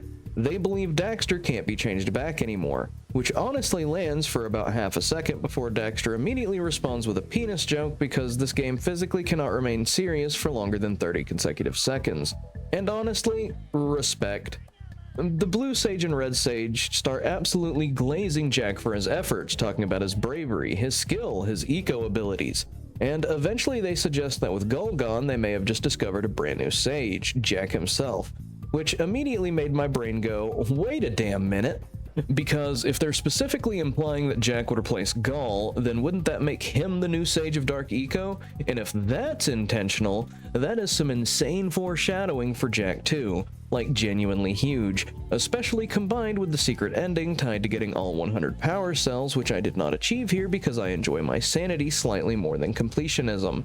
But then we arrive at my single biggest issue with this entire ending, because light eco is created by combining all the other ecos together: blue, red, green, and yellow. That's what they literally just demonstrated. Dark eco was not part of the equation, which means why the hell can't they just fix Daxter now? All 4 sages are standing right there. The eco types are right there. You just made light eco 30 seconds ago. Do it again. And if the process somehow does require dark eco too, there is still an entire planet full of the stuff. Spider Cave alone has enough eco lying around to chemically mutate half a dozen elephants, if not 3 times that much. So, logically speaking, they could absolutely cure Daxter and probably manufacture enough light eco to counteract the dark eco corruption entirely. But no, of course not, because then we wouldn't have our funny orange goblin mascot anymore. So instead, everyone collectively decides, nah, he lives like this now, and honestly, that might be the most evil thing anyone has done in the entire game. And now that we have finished our earlier mentioned proverbial crustable, it is time to get into my thoughts on the game Jak and Daxter: The Precursor Legacy. So, this game absolutely nails something that a lot of modern games still struggle with, and that's tone consistency. It manages to stay silly without ever fully breaking immersion, and serious without ever becoming miserable. It lives in that perfect middle ground where you can have a goblin like Daxter making ridiculous jokes on one second, and then immediately be jumping across ancient Precursor ruins the next while everything still somehow feels like it belongs in the same world. and honestly, that balance is hard to pull off. The gameplay itself is genuinely fantastic. Movement feels smooth, responsive, and incredibly satisfying. It's got that classic easy to pick up, hard to master design, where you can just play casually and enjoy it, but if you really dig into it, there's a surprising amount of depth in traversal and combat optimization. Everything feels fluid, running, jumping, spinning, chaining movement together. It all just clicks in a way that makes you want to keep moving. It's one of those games where even just existing in the world feels good. And the cast of characters, even the ones who barely qualify as characters, they've all got personality. It's kind of insane how many NPCs don't even have proper names but still feel memorable because of how they act and speak. Everyone fits into the world, even when half of them are basically walking quest dispensers with legs. And I will say it again because it deserves it, the art direction in this game is beautiful. Character designs, creature designs, environmental design, all of it is insanely strong. The Precursor architecture alone carries half the aesthetic identity of the game. Everything feels distinct, colorful, and purposeful. Every area looks like it belongs in a world that actually exists rather than just being level 3 swamp area or level 7 lava zone, except Boggy Swamp. We don't talk about Boggy Swamp. Moving on, even the animation work deserves credit. Everything from idle movement to environmental reactions to combat feedback feels incredibly polished for its time. There's weight and responsiveness to everything you do, and it all reinforces that feeling of momentum the game is built around. And the tone and storytelling? Genuinely excellent. It never over-explains, never drags, and always keeps things moving forward. The world building is subtle but effective. You learn everything you need to know just by existing in it and paying attention. It's also a massive breath of fresh air compared to the overly desaturated, gritty realism direction a lot of modern games lean into. This game is vibrant, it's alive, it's stylized in a way that actually commits to itself. Even the voice acting is solid across the board. Everyone fits their role perfectly, especially Daxter, who somehow manages to be both unbearable and essential at the same time. Now for my dislikes. The economy of the game is questionable. The way precursor orbs are introduced make them sound like rare, ancient, highly valuable artifacts that are only the most skilled explorers can obtain, when in reality, they are everywhere. You trip over them, you breathe near a bush, and you've suddenly collected 17 of them, and yet the game treats them like they're the last remaining currency in a collapsing civilization, which makes it even funnier later on that they're basically, they become irrelevant and get quietly phased out in the next game anyway. Naughty Dog clearly looked at it and went, yeah, okay, maybe we overdid the collectible economy just a little. Power cells also fall into the same category. They're heavily emphasized as progression rewards, but in practice, they sometimes feel a bit repetitive in how they're distributed. That said, they still serve their purpose well enough for this game specifically. And yes, I am aware that in later entries they basically remove them entirely along with victory dances, which is kind of hilarious in hindsight. It's like they looked at the first game and said, okay, cool, we learned a lot. Let's quietly delete half of this system. Also, apparently they drop a massive chunk of Precursor egg-style collectibles in later games too, which honestly feels like Jak just canonically snorted half of them in this game, so they actually had to rebalance it because he collected them all. There are also minor plot convenience moments and wait a second logic gaps, but honestly they don't really hurt the experience. If anything, they're easy to handwave if you accept the fact that Samos kind of exists slightly outside of the normal timeline, understanding the events and is basically trying to steer everything towards a specific outcome anyway. So those issues don't really break the story, they just sit there if you think about them too long. And finally, Boggy Swamp. I hate it. I hate it, I hate it, I hate it. It's not even bad design necessarily, it's just personally offensive in a way I can't fully articulate without being escorted out of the building. But putting that aside, Jak and Daxter: The Precursor Legacy became a flagship PlayStation 2 title for a reason. It has all the ingredients of a true classic: strong gameplay, memorable world design, excellent pacing, and a level of charm and creativity that you just don't see as often in modern releases. This game was made with passion, with care, with a kind of unfiltered creativity that feels increasingly rare today.